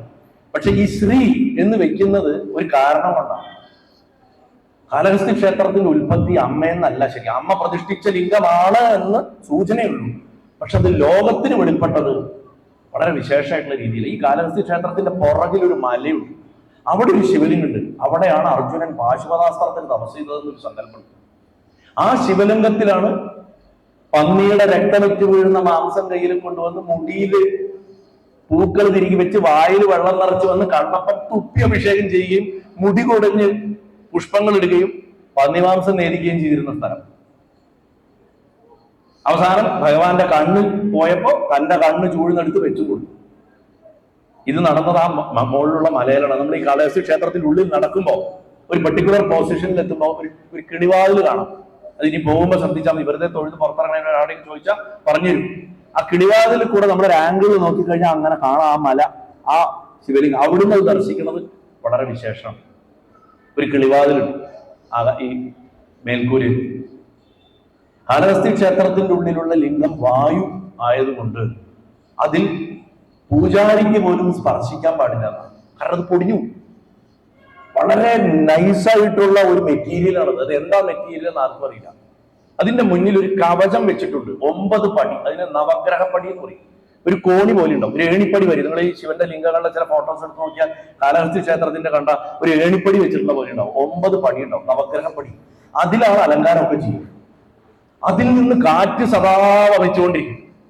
അത് പറയുമ്പോ തന്നെ ഉണ്ടാവും അതിന്റെ അന്തരീക്ഷം കാണിക്കരുത്. വായു സദാ വഹിച്ചുകൊണ്ടിരിക്കുമ്പോൾ അതിന്റെ ഉള്ളിലുള്ള അടച്ചു കെട്ടിയിട്ടുള്ള ശ്രീകോവിലിന്റെ ഉള്ളിലുള്ള സകല വിളക്കുകളും വിറച്ചുകൊണ്ടിരിക്കുന്നതാണ്. എപ്പോ നോക്കിക്കഴിഞ്ഞാലും എവിടുന്ന കാറ്റ് വരണം നമുക്കറിയില്ല. ആ കേറുന്ന ഭാഗത്ത് നിന്ന് ഇടതുവശത്ത് കണ്ണപ്പ നായനാരുടെ ഒരു പ്രതിമ കാണാം. കാലഹസ്തി രാഹു ക്ഷേത്രം കൂടിയാണ്. അതുകൊണ്ടാണ് അവരുടെ രാഹുകേതു ദോഷത്തിനുള്ള പൂജയ്ക്ക് അവിടെ പോകുന്നത്. അതിന്റെ ഉത്ഭവം എങ്ങനെയാ വെച്ചാൽ, പണ്ടത്തെ ഒരു കാലത്ത് കാട്ടിൽ ഈ ശിവലിംഗം ആരും അറിയാണ്ട് കിടന്ന കാലത്ത് ഒരു ആന ആ വഴിക്ക് വന്നപ്പോ ഈ ശിവലിംഗത്തിനോടൊരു താല്പര്യം തോന്നിയിട്ട് അതിനെ പൂജ കഴിക്കാനായിട്ട് തുമ്പിക്കൈയിൽ കുറച്ച് വെള്ളമൊക്കെ നിറച്ച്, കുറച്ച് പൂക്കളൊക്കെ പറിച്ച്, കുറച്ച് പഴങ്ങളൊക്കെ പറിച്ചു കൊണ്ടുവന്നിട്ട് അത് ചീറ്റി വെള്ളം ഒഴിച്ച് പൂവിടും, പുഷ്പിടും. അങ്ങനെ കുറച്ചു കാലം കഴിഞ്ഞപ്പോ അത് ഒരു ദിവസം വന്നപ്പോൾ താനിട്ട പൂക്കളൊക്കെ ആരോ ഇങ്ങനെ വകഞ്ഞു മാറ്റിയിട്ടിട്ട് അവിടെ മുഴുവൻ കുറെ കല്ലുകൾ കിടന്നു. ശിവലിംഗത്തിന്റെ മേലെയൊക്കെ തിളങ്ങണ കല്ലുകൾ. ആനയ്ക്ക് മനസ്സിലായില്ല, അതൊക്കെ കോടിക്കണക്കിന് രൂപ വിലയുള്ള വജ്രങ്ങളാണ്, നാഗമാണിക്യങ്ങളായി. അപ്പം ആന അതൊക്കെ തുമ്പിക്കൊണ്ട് തട്ടിയിട്ടു. പിറ്റേ ദിവസം വന്നപ്പോൾ വീണ്ടും അവിടെയൊക്കെ കല്ല്. സംഭവം എന്താ വെച്ചാൽ രാത്രി ആകുമ്പോൾ ഒരു സർപ്പം വന്നിട്ട് പൂജ കഴിക്കും, നാഗമാണിക്യം കൊണ്ട്. അപ്പൊ സർപ്പം വിചാരിക്കുകയാണ്, ഞാനീ കൊണ്ടുവന്നിടുന്നതിനൊക്കെ ആരാണ് ഈ തട്ടി വെറും കല്ലിനെ പോലെ താഴേക്കിടുന്നത്, ഇത് കണ്ടുപിടിക്കണം എന്ന് പറഞ്ഞ് സർപ്പം ഒളിച്ചിരിക്കുക. ആനയും നിശ്ചയിച്ചു, ഞാൻ ഈ ഇടുന്ന പൂക്കളൊക്കെ ആരാ നശിപ്പിക്കണം, ഇത് കണ്ടുപിടിക്കണം.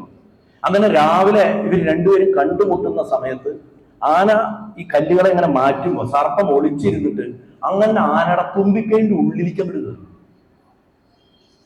അത് കയറി മസ്തകത്തിന്റെ ഉള്ളിലെത്തിയപ്പോ ആന ആ പ്രാണവേദനയിൽ തല കൊണ്ട് ആഞ്ഞങ്ങടെ ശിവലിംഗത്തിന് ഇടിച്ചു. അകത്ത് കൊത്തി വിഷം കയറി. ഇടിച്ച ഇടിയിൽ മസ്തകത്തോടു കൂടി ചേർന്നുകൊണ്ട് പാമ്പും മരിച്ചു ചതഞ്ഞിട്ട്. ഈ ഇടിച്ച ഇടിയിൽ ഇതിന്റെ മുകളിൽ ഒരു ചെലന്തി വലി ഉണ്ടായിരുന്നു. ആ ചെലന്തിയോടെ ചേർത്തിട്ടാ ശിവലിംഗത്തിൽ ഇടിച്ചത്. ചെലന്തിയും മരിച്ചു, ആനയും മരിച്ചു, സർപ്പവും മരിച്ചു. 3 പേർക്ക് മോക്ഷായി. ചെലന്തിക്ക് സംസ്കൃതത്തിൽ പറയണ ഒരു വാക്കാണ് ശ്രീ. വിഷം എന്നർത്ഥമുണ്ട് ശ്രീക്ക്. അതുകൊണ്ടാണ് ഈ ശ്രീബീജം ചുമ്മാ കയറിയിട്ട് ചെല്ലരുത് പറയും. ശ്രദ്ധിക്കണം, മഹാലക്ഷ്മി ഡബിൾ എഡ്ജ് സോഡ, ഇരുതല മൂർച്ചയുള്ള വാളാണ്. അപ്പോ ശ്രീ കാല ഹസ്തി, കാല സർപ്പം, ഹസ്തി ആന. ഇവർ 3 പേർക്കും മോക്ഷം കിട്ടിയ സ്ഥലമാണ്. ഇത് കേൾക്കണത് തന്നെ രാഹുദോഷം മാറ്റുന്ന പറയാ. രാഹുദോഷം എന്ന് പറഞ്ഞു കഴിഞ്ഞാൽ മനസ്സിലെ മാലിന്യമാണ്, അത് മനസ്സിലാക്കിയാൽ മതി, അത് പോവും എന്ന് പറയും. അങ്ങനെ കണ്ണപ്പനാരുടെ കഥ കൊണ്ടും ഈ ആനയുടെയും ചെലന്തിയുടെയും സർപ്പത്തിന്റെയും കഥ കൊണ്ടും ഒക്കെ വളരെ വിശേഷപ്പെട്ട ഒരു ക്ഷേത്രം. അവസാനം 5ാമത്തെ ഭൂതസ്ഥലം പ്രസിദ്ധമായിട്ടുള്ള തില്ലൈ നടരാജ ക്ഷേത്രം എന്ന് പേരോട് കൂടിയിട്ടുള്ള ചിദംബരം. ചിദംബരത്തിന്റെ മുകളിൽ ഒരു ശിവക്ഷേത്രം നമുക്ക് പറയാൻ പറ്റില്ല, പറഞ്ഞാൽ അവസാനിക്കില്ല. അനവധി ദിവസങ്ങൾ എടുക്കാം പറയണമെങ്കിൽ തന്നെ. ചിദംബര മഹാത്മ്യം പറയാം, അവരുടെ കാശിയുടെ മഹാത്മ്യം പറയണ പോലെയാണ്. ആകാശത്തിനെ പ്രതിനിധീകരിക്കുന്ന ക്ഷേത്രമാണ്. പ്രപഞ്ചത്തിന്റെ നൃത്തം, താളം, അടിസ്ഥാന താളം, ആറ്റങ്ങളുടെ ഉള്ളിലുള്ള താളം എന്താണ് എന്ന് നമ്മളിന്ന് പറയണം. ഇന്നിപ്പോ നമ്മുടെ ഈ വലിയ ഹിഗ്സ് ബോസോണിന്റെ ഒക്കെ എക്സ്പെരിമെന്റ് നടക്കണ വേൾഡിലെ ഏറ്റവും വലിയ ലാബറട്ടറികളുടെ സെൻട്രൽ ഹാളില് ഭാരതത്തിൽ നിന്ന് കൊടുത്തിട്ടുള്ള നടരാജ ശില്പമാണ് ഇരിക്കുന്നത്. കാരണം അണുവിന്റെ അടിസ്ഥാന താളം നടരാജ നൃത്തത്തിലാണ് പ്രാചീന ഋഷിമാര് കണ്ടെത്തിയതെന്നുള്ളതാണ്. സയൻസാണ് ഇത് എന്നല്ല, ഋഷിമാര് സഞ്ചരിച്ച വഴി, ആധുനിക ശാസ്ത്രം വരുന്ന വഴി ഏതോ ഒരു പോയിന്റിൽ വെച്ചിട്ട് സന്ധിക്കുകയാണ്. ഒരിക്കലും കയറിയിട്ട് നമ്മുടെ ഹൈന്ദവമായിട്ടുള്ള ധർമ്മത്തിന്റെ അകത്ത് ആ സയൻസ് ഉണ്ട്, ഈ സയൻസ് ഉണ്ട് എന്നുള്ള വിഡ്ഢിത്തരം പിടിച്ചു പറയുന്നത് ആൾക്കാർ കളിയാക്കുന്നതാണ്. നമുക്ക് അതിന്റെ ആവശ്യമില്ല. നമ്മുടെ ഋഷിമാര് അകത്തേക്ക് നോക്കി കണ്ടെത്തിയത് പുറത്തന്വേഷിച്ച് അവർ കണ്ടെത്തുന്നു. അതൊരു പോയിന്റ് എത്തുമ്പോൾ ഏകീകരണം സംഭവിക്കണമെന്ന് മാത്രം. രണ്ടും 2 മാർഗങ്ങളാണ്. അല്ലാണ്ട് ഇതാണെന്ന് ഒരിക്കലും പറയുന്നു. അത് മഹാ അപകടം. അതിന്റെ ആവശ്യമില്ല. കാരണം അവർക്ക് ഇനിയും കണ്ടെത്താതിരിക്കുന്ന എത്രയോ കാര്യങ്ങൾ ഇവിടെ ഓൾറെഡി കണ്ടെത്തി കഴിഞ്ഞിട്ടുണ്ട്. അവർ മെല്ലെ കണ്ടെത്തി വരട്ടെ. അതുകൊണ്ട് ആരെയും ഇതാണ് അതിന്റെ പുറകിലെ സയൻസ് എന്നൊന്നും പറഞ്ഞ് കൺവിൻസ് ചെയ്യാനൊന്നും മെനക്കെടാൻ നിൽക്കേണ്ട ആവശ്യമില്ല. ഞാൻ നടരാജമൂർത്തിയെ കുറിച്ച് മുമ്പ് പ്രഭാഷണങ്ങൾ ചെയ്തിട്ടുള്ളതും അതുപോലെ തന്നെ ഒരു ലെവൽ 11 എന്ന് പറഞ്ഞിട്ടുള്ള ഒരു ചാനലില് അതിന്റെ വിസ്തരിച്ചിട്ട് ഇതിന്റെ സയൻസ് പറയാൻ വേണ്ടിയിട്ട് അവർ ചോദിച്ചപ്പോൾ ഞാൻ കുറെ കാര്യങ്ങൾ എനിക്ക് എന്റെ കാഴ്ചപ്പാടുള്ള കുറച്ച് കാര്യങ്ങൾ ഞാൻ പറഞ്ഞിട്ടുണ്ട്. താല്പര്യമുള്ളവർക്ക് അതിൽ ഞാൻ ചിദംബരത്തിനെ കുറിച്ച് അതിന്റെ കുറെ സ്ട്രക്ചറുകളെ, അതിന്റെ സ്ട്രക്ചറൽ ഡീറ്റെയിൽസിനെ കുറിച്ചൊക്കെ പറഞ്ഞിട്ടുണ്ട്. നമ്മുടെ ശരീരത്തിലുള്ള ശ്വാസത്തിന്റെ എണ്ണം, ശരീരത്തിലെ നാഡികളുടെ എണ്ണം, കഴുക്കോലിലും അതിലുള്ള ഓടുകളുടെ എണ്ണം വരെ ഇതിന് ഈക്വാലന്റ് ആയിട്ടാണ് കൊടുത്തിരിക്കുന്നത്. അതുകൊണ്ട് മനുഷ്യ ശരീരമാണ് ചിദംബരം എന്ന് പറയാം. അവിടുത്തെ പ്രധാന പ്രതിഷ്ഠ എന്ന് പറയുന്നത് ഒരു അറയാണ്. കൊടുങ്ങല്ലൂരിൽ അറ പോലെ. കൊടുങ്ങല്ലൂരിലെ പ്രധാന പ്രതിഷ്ഠ ശരിക്കും നമ്മൾ നേരെ നോക്കണ കാളിയല്ല, സൈഡിൽ ഇരിക്കുന്ന ആളാണ്. ആ ആളെ നമ്മൾ സൈഡിൽ നോക്കിയാലേ കാണുള്ളൂ. ആ നമ്മുടെ നേരെയുള്ള നട എന്നും അടച്ചിട്ടുണ്ട്. അത് തുറക്കും തമ്പുരാൻ വരുമ്പോ. പക്ഷെ തമ്പുരാൻ നമസ്കരിച്ച് കിടക്കുകയായിരിക്കും. തമ്പുരാൻ നമസ്കരിക്കുമ്പോൾ തുറക്കും, തമ്പുരാൻ എണീക്കുമ്പോൾ അടയ്ക്കും. അതുകൊണ്ട് തമ്പുരാനും കാണാറില്ല. അത് കണ്ടൊരാണ് കൊടുങ്ങല്ലൂർ കുഞ്ഞോട്ടം തമ്പുരാനാണ്. അവസാനം അദ്ദേഹം അത് കഴിഞ്ഞ് ഉടനെ പോയിട്ട് ശരീരം വിടുകയാണ് ചെയ്തു. അദ്ദേഹത്തിന് മോക്ഷ സമയമായി. അപ്പൊ അദ്ദേഹത്തിന് മാത്രം അദ്ദേഹം കണ്ടിട്ടുണ്ടെന്നാ പറഞ്ഞു. നേരെ ആ അറ പോലെയാണ് ചിദംബരത്തറ. ആ അറയുടെ അകത്ത് എന്താന്ന് ആർക്കും അറിയില്ല. അതുകൊണ്ടാണ് തമിഴില് ഒരു പ്രയോഗമുണ്ട്, ചുരുളറിയാത്ത രഹസ്യങ്ങൾക്ക് ചിദംബര രഹസ്യം എന്ന് പറയും. അതിന്റെ അകത്ത് എന്താന്ന് ആർക്കുമില്ല. തിരുമൂല നായനാരുടെ സമാധിയാണെന്നാണ്, തിരുമന്ദിരം എഴുതിയ തിരുമൂല നായനാരുടെ സമാധിയായിട്ടാണ് അതിനെ പറയുന്നത്. നമ്മൾ അതിന്റെ ഒരു കിളിവാതിലുണ്ടാവും. കിളിവാതിലും കൂടെ നോക്കിക്കഴിഞ്ഞാൽ ആ നനുത്ത വിളക്കിന്റെ വെളിച്ചത്തിൽ ഇങ്ങനെ എന്തോ തിളങ്ങണ കാണാം. കൂവളത്തിന്റെ, സ്വർണ്ണക്കൂളത്തിന്റെ ഒരു മാല തൂക്കിയിട്ടുണ്ട്. അതിന്റെ അപ്പുറം എന്താന്ന് ആർക്കും ഇരുട്ടം. അതാണ് നമുക്ക് ആകെ കിട്ടുന്ന ദർശനം. അതിന്റെ തൊട്ട് ഇപ്പൊ ഇതാണ് അറാന്നുണ്ടെങ്കിൽ നിങ്ങൾക്ക് നോക്കുമ്പോൾ ഇവിടെയാണ് നടരാജൻ, ഇവിടെ ശിവകാമസുന്ദരി. ഇങ്ങനെയാണ് ആ വിഗ്രഹങ്ങൾ വെച്ചിട്ടുള്ളത്. അങ്ങനെ അനവധി ചിദംബര ക്ഷേത്രത്തിനെ കുറിച്ച് അനവധി വിഷയങ്ങൾ പറയാനുണ്ട്. ചിദംബരത്തെ വിഗ്രഹം തന്നെയാണ് ഉത്സവമൂർത്തി. അകത്തുള്ള ബിംബം തന്നെയാണ് പുറത്തേക്ക് എഴുന്നള്ളിക്കുക. അത് ഭഗവാനെ കൊണ്ടുവരുമ്പോ അത് തോളത്തെടുത്തിട്ട് ആട്ടിയാട്ടിട്ട് ആ ചേട്ട ഇങ്ങനെ ആട്ടി വരുന്ന മാതിരി ആ ചേട്ട നൃത്തം, പ്രദോഷ നൃത്തത്തിന്റെ ഒരു ഭാവം വളരെ മനോഹരമായിട്ട് നമുക്ക് കാണാൻ സാധിക്കും. ഭഗവാനും രഥപ്രയാണമൊക്കെ ഉണ്ട് ചിദംബരത്ത്. ജൂൺ ജൂലൈ മാസത്തിലാണ് വരിക. അപ്പോ മനുഷ്യ ശരീരം, ശ്വാസം, പഞ്ചഭൂതങ്ങള്, ആകത്തുക, ഇതെല്ലാമായിട്ട് ബന്ധപ്പെട്ടിട്ട് ആ ചിദംബരം. പതഞ്ജലി മഹർഷിക്കും വ്യാഘ്രപാദ മഹർഷിക്കും ഭഗവാൻ തിരുനടനം കാണിച്ചു കൊടുത്ത സ്ഥലം എന്നാണ് ചിദംബരത്ത്. ഗുരുവായൂരപ്പൻ പള്ളി കൊണ്ടിരിക്കുന്ന സമയത്ത് കണ്ണുനീരണിഞ്ഞിട്ട് സന്തോഷത്തോടുകൂടി ചിരിക്കുന്ന കണ്ടപ്പോ ഭഗവാൻ ഉണരുമ്പോ ചോദിക്കണം എന്ന് കരുതിയിട്ട് ഭഗവാൻ ഒന്ന് ഉണർന്നപ്പോ ആദിശേഷൻ ചോദിച്ചു അത്രേ, ഭഗവാനെ അന്ന് എന്ത് കണ്ടിട്ടാണ് ഇത്ര സന്തോഷമായിട്ട് ചിരിക്കണ്ടായിരുന്നത്? ഞാൻ അങ്ങേ തന്നെ നോക്കിക്കൊണ്ടിരിക്കാൻ, അങ്ങയുടെ മുഖം ഇത്രയ്ക്ക് അരുമയായിട്ട് ഞാൻ കണ്ടിട്ടില്ല എന്ന് പറഞ്ഞു. അപ്പൊ പറഞ്ഞു, ഞാൻ മഹാദേവന്റെ നൃത്തം കണ്ടുകൊണ്ടിരിക്കുകയായിരുന്നു. അപ്പൊ എനിക്കത് കാണാൻ ഭാഗ്യം ഉണ്ടാവുകയോ ചോദിച്ചു, കാണണോ നടക്കുകയോ ചോദിച്ചു. അങ്ങനെ കൊടുത്ത ജന്മാത്ര പതഞ്ജലിയുടെ. പതഞ്ജലി വീണ് നമിക്കണമെന്നാണ് വാക്കിന്റെ അർത്ഥം. വീണ് തൊഴുക. എവിടെ ശിവനെ കണ്ടോ അവിടെ വീണ് തൊഴു. അദ്ദേഹമാണ് അഷ്ടാംഗയോഗത്തിന്റെ പിതാവ്. ചിത്തവൃത്തി നിരോധമാണ് യോഗം നമ്മളെ പഠിപ്പിച്ചതും ആ മഹാത്മാവാണ്. മറ്റേത് അസുരനായിരുന്നു, വ്യാഘ്രപാദൻ, ഘനപ്രകാശം എന്ന് പറയും. ആ ഘനപ്രകാശ മഹർഷി അഥവാ വ്യാഘ്രപാദ മഹർഷി പ്രസിദ്ധനായിട്ടുള്ള അദ്ദേഹം പ്രതിഷ്ഠിച്ചതാണ് വൈക്കവും കടുത്തുരുത്തി ഏറ്റുമാനൂരും. അദ്ദേഹത്തിന്റെ സമാധി സ്ഥാനം വ്യാഘ്രപാദപുരം അഥവാ വൈക്കമാണെന്നാണ്. അദ്ദേഹത്തിനും പതഞ്ജലിക്കും കൂടെ ഭഗവാൻ തില്ലൈ വനത്തിൽ വെച്ചിട്ട് കൊടുത്ത ദർശനം, അത് പണ്ടത്തെ കാലത്ത് മഹർഷിമാർ അവിടെ ഒരു യാഗം ചെയ്തിരുന്നതും, അപ്പോൾ അവരുടെ ഇടയിൽ അവരുടെ അഹങ്കാരം ശമിപ്പിക്കാൻ ഭഗവാൻ വസ്ത്രങ്ങളില്ലാതെ പ്രത്യക്ഷപ്പെട്ടതും, ഋഷിപത്നിമാർ അദ്ദേഹത്തിന് മോഹിച്ചതും, അദ്ദേഹത്തിനെ കൊല്ലാൻ വേണ്ടിയിട്ട് അവർ അഗ്നിയിൽ നിന്ന് ആനയും പുലിയെയും ഒക്കെ സൃഷ്ടിച്ചപ്പോൾ ഭഗവാൻ പുലിത്തോല് കീറിയെടുത്ത് ശരീരത്തിലെടുത്തതും, ആനത്തോല് കീറി തന്നെ പുതച്ചതും, മുയലകൻ എന്ന് പറഞ്ഞ അസുരനെ ഉണ്ടാക്കിയപ്പോൾ അവനെ കാലിന്റെ കീഴിലിട്ട് ചവിട്ടി അതിന്റെ മുകളിൽ കയറി നൃത്തം ചെയ്തു. ഇതൊക്കെ ചിദംബര നടനത്തിന്റെ വലിയ വലിയ കഥകളാണ്. നമുക്ക് സമയമില്ല, അതുകൊണ്ട് മറ്റൊരവസരത്തിൽ സമയം തരികയാണെങ്കിൽ പറയാം. അപ്പൊ എന്താണെങ്കിലും ഈ വിധത്തിലൊക്കെയുള്ള ഈ പഞ്ചഭൂത സ്ഥലങ്ങള് മുക്തിയുടെ ശാസ്ത്രത്തിനെയാണ് പഠിപ്പിക്കുന്നത്. മുക്തിയുടെ ശാസ്ത്രം വെച്ചാൽ മോക്ഷത്തിന്റെ ശാസ്ത്രം, സയൻസ് ഓഫ് ലിബറേഷൻ. ഇതെങ്ങനെ സംഭവിക്കുന്നു ഇത് മനസ്സിലാക്കണം. എന്തുകൊണ്ടാണ് ഈ ദർശനം എന്താ പറയുക നമുക്ക് സാക്ഷാത്കാരത്തെ നൽകണത്? ഇത് നമ്മൾ മനസ്സിലാക്കണം. ഒരു കാര്യം നമ്മൾ അറിയേണ്ടത് എന്താ വെച്ചാൽ, ഈ ക്ഷേത്രങ്ങൾ ഉണ്ടാവുന്നതിനും ആചാരങ്ങൾ ഉണ്ടാവുന്നതിനും ഈ പറഞ്ഞ പുരാണ കഥകൾ ഉണ്ടാവുന്നതിനും ഒക്കെ മുമ്പ് തന്നെ മനുഷ്യൻ അഭിമുഖീകരിച്ചിരുന്ന ഒരു പ്രധാന പ്രശ്നം ഉണ്ടായിരുന്നു. എപ്പോഴും ഒരു പ്രശ്നത്തിൽ നിന്നാണ് സൊല്യൂഷൻ ഉണ്ടാവുന്നത്. Necessity is the mother of invention എന്ന് പറയും. ആവശ്യം ഉണ്ടാവണം, അപ്പോഴേ നമ്മൾ അതിൻ്റെ ഒരു പോംവഴി കണ്ടെത്തുന്നു. എല്ലാം ശരിയാണ് എന്ന് തോന്നുന്ന സമയത്തും ഒക്കെ ഓക്കെ ആയിരിക്കുമ്പോഴും ജീവിതം എന്തുകൊണ്ടാണ് ഇത്രയ്ക്ക് ഭാരമുള്ളതാവുന്നത്? നമ്മളത് ഈ ബുദ്ധിജീവികളുടെ വാക്കില് 70കളുടെ ബുദ്ധിജീവികളുടെ ഭാഷയിൽ അസ്തിത്വ ദുഃഖം എന്ന് പറയും. അസ്തിത്വ ദുഃഖം, എക്സിസ്റ്റൻഷ്യൽ ഡിലമ എന്ന് പറയുന്നു. അതിനെ നമ്മൾ കളിയാക്കാറുണ്ട്. താടി നീട്ടിയൊക്കെ വളർത്തി കുളിക്കാണ്ട തോളത്ത് സഞ്ചിയൊക്കെ തൂക്കി എന്താണോ തന്റെ പ്രശ്നം? അസ്തിത്വ ദുഃഖം. അതാണ് 70കളുടെ ചെറുപ്പക്കാരുടെ 80കളുടെ തുടക്കം വരെയും അസ്തിത്വ ദുഃഖത്തിലാണ് മലയാളി ചെറുപ്പക്കാർ ജീവിച്ചത്. ഈ അസ്തിത്വ ദുഃഖം പക്ഷെ എന്നും മനുഷ്യനുണ്ട്. അതിനൊരു ബുദ്ധിജീവി പരിവേഷം കൊടുക്കേണ്ട ആവശ്യമില്ല. ആ പാടത്ത് പണിയെടുക്കണവനുണ്ട്, കൊട്ടാരം തിരിക്കണവനുണ്ട്, എല്ലാവർക്കും ഉണ്ട് അസ്തിത്വ ദുഃഖം. അപ്പോ ഭാരതീയമായിട്ടുള്ള ജ്ഞാനം, ഋഷിമാരിൽ നിന്ന് വന്നിട്ടുള്ള ജ്ഞാനം ഇതിന് ഉത്തരം കൊടുത്തത്, നോക്കൂ, നമ്മളെ പോലെ സൈക്കോളജി ഇത്ര നന്നായി പഠിച്ച ആൾക്കാർ വേറെ ഉണ്ടായിരുന്നില്ല. ഗംഭീര മനഃശാസ്ത്രജ്ഞന്മാരായിരുന്നു. ഞാൻ പല പ്രഭാഷണങ്ങളും പറയാറുണ്ട്. ഭൂമണ്ഡലത്തിൽ നടന്ന ഏറ്റവും വലിയ മനഃശാസ്ത്രജ്ഞന്റെ അപ്പുറത്ത് ആ ക്ഷേത്രത്തിൽ ഇരിക്കുന്നുണ്ട് ഗുരുവായൂരപ്പൻ. അതിന്റെ മുകളിൽ മനസ്സിനെ അറിഞ്ഞ ഒരു ആളുണ്ടായിട്ടില്ല ഈ ഭൂമിയിൽ. മനുഷ്യന്റെ മനസ്സെന്താന്ന് അറിഞ്ഞ. അപ്പോ അങ്ങനെയുള്ള ഭഗവാന്റെ ചിന്തകളൊക്കെ ഇരിക്കെ തന്നെയും മനഃശാസ്ത്രപരമായിട്ടല്ല ഋഷിമാര് മനുഷ്യന്റെ ചിന്തകളെ മനസ്സിലാക്കാൻ ശ്രമിച്ചതും മനുഷ്യന്റെ മനസ്സിനെ മനസ്സിലാക്കാൻ ശ്രമിച്ചതും. ഭഗവാൻ ത്രിഗുണങ്ങളിൽ കൂടെ മനുഷ്യനെ വ്യാഖ്യാനിച്ചിരുന്നു. സത്വം, രജസ്, തമസ്. അതിന്റെയും ഫണ്ടമെന്റലിൽ പോയിട്ടുള്ള ഋഷിമാര് ഇതിന്റെ ബിൽഡിംഗ് ബ്ലോക്കുകൾ അന്വേഷിച്ചു.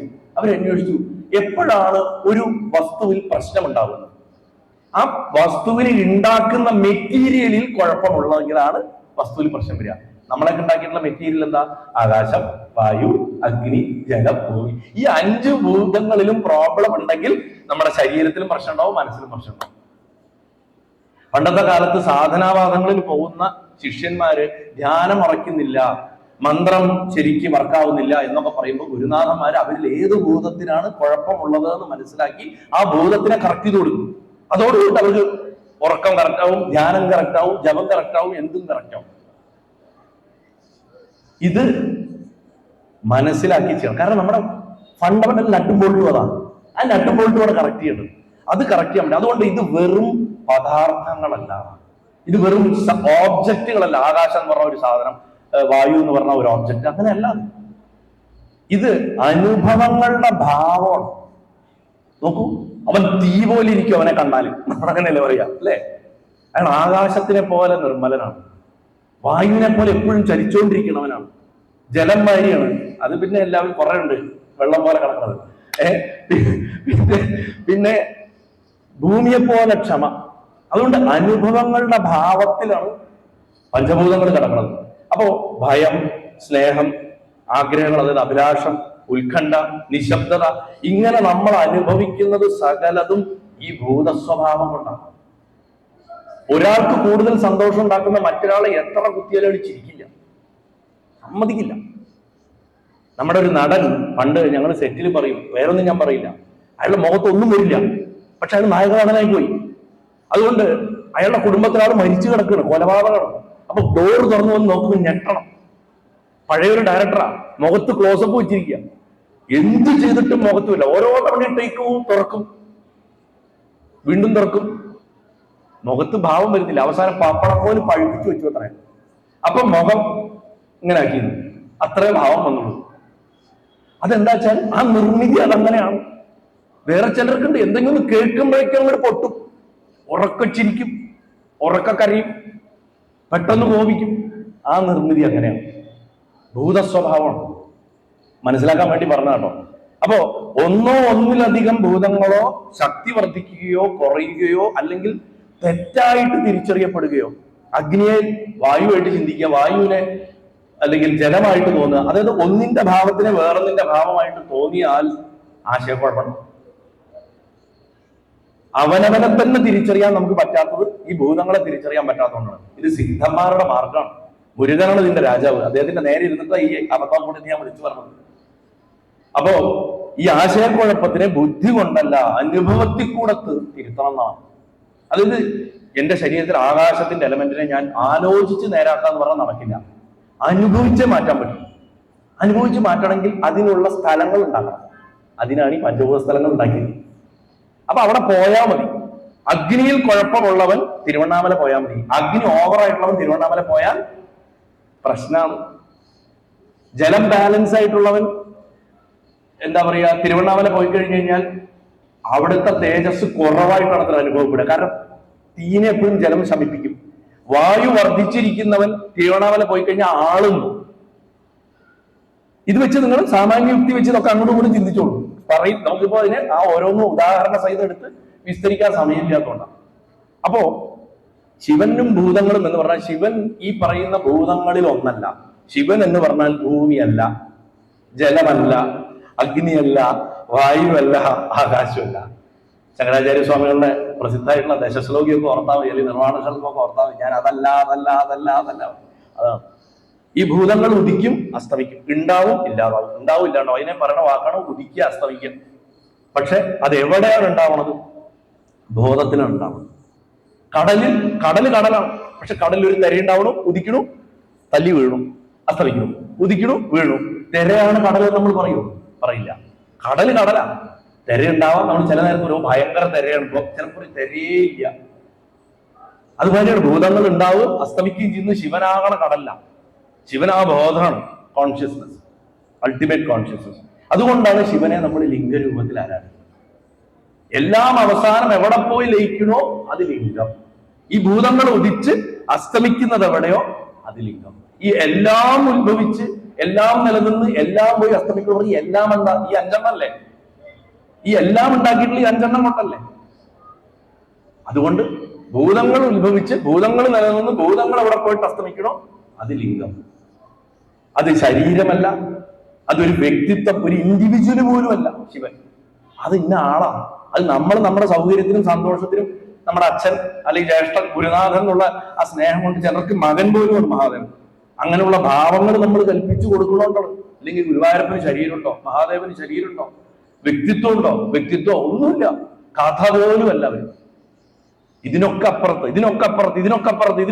ഋഗ്വേദം പറഞ്ഞ വരി ഇതിന്റെ എല്ലാം അപ്പുറത്താണ്. നമുക്കറിയില്ല എവിടെയാണോ വാക്കുകൾ വഴിമുട്ടി മടങ്ങണത്, ശ്രുതിഗീത പറഞ്ഞത് പോലെ അതിന്റെ അപ്പുറത്താണ് ഭഗവാൻ ഇരിക്കുന്നത്. അതുകൊണ്ട് ലിംഗം പ്രതിനിധീകരിക്കുന്ന സകല രൂപങ്ങൾക്ക് മുമ്പുള്ള ശുദ്ധമായിട്ടുള്ള ചൈതന്യത്തിനാണ്. ഇതാണ് നമ്മൾ മനസ്സിലാക്കേണ്ടത്. ശിവനെയും ഭൂതങ്ങളെയും കുറിച്ചിട്ട് കൃത്യമായിട്ട് മനസ്സിലാക്കണം. ഇനി നമ്മൾ മനസ്സിലാക്കേണ്ടത് എന്തുകൊണ്ടാണ് ഒറ്റ അമ്പലം പണിതാ പോരെ ഈ കറപ്ഷന്? എന്തിനീ 5 അമ്പലം പണിത് വെച്ചത്? ഈ 5 പേരെയും കൂടെ ഒന്നിച്ചൊരു സ്ഥലത്ത് ഇരുത്തി അത് ആകെ കുളമാവും.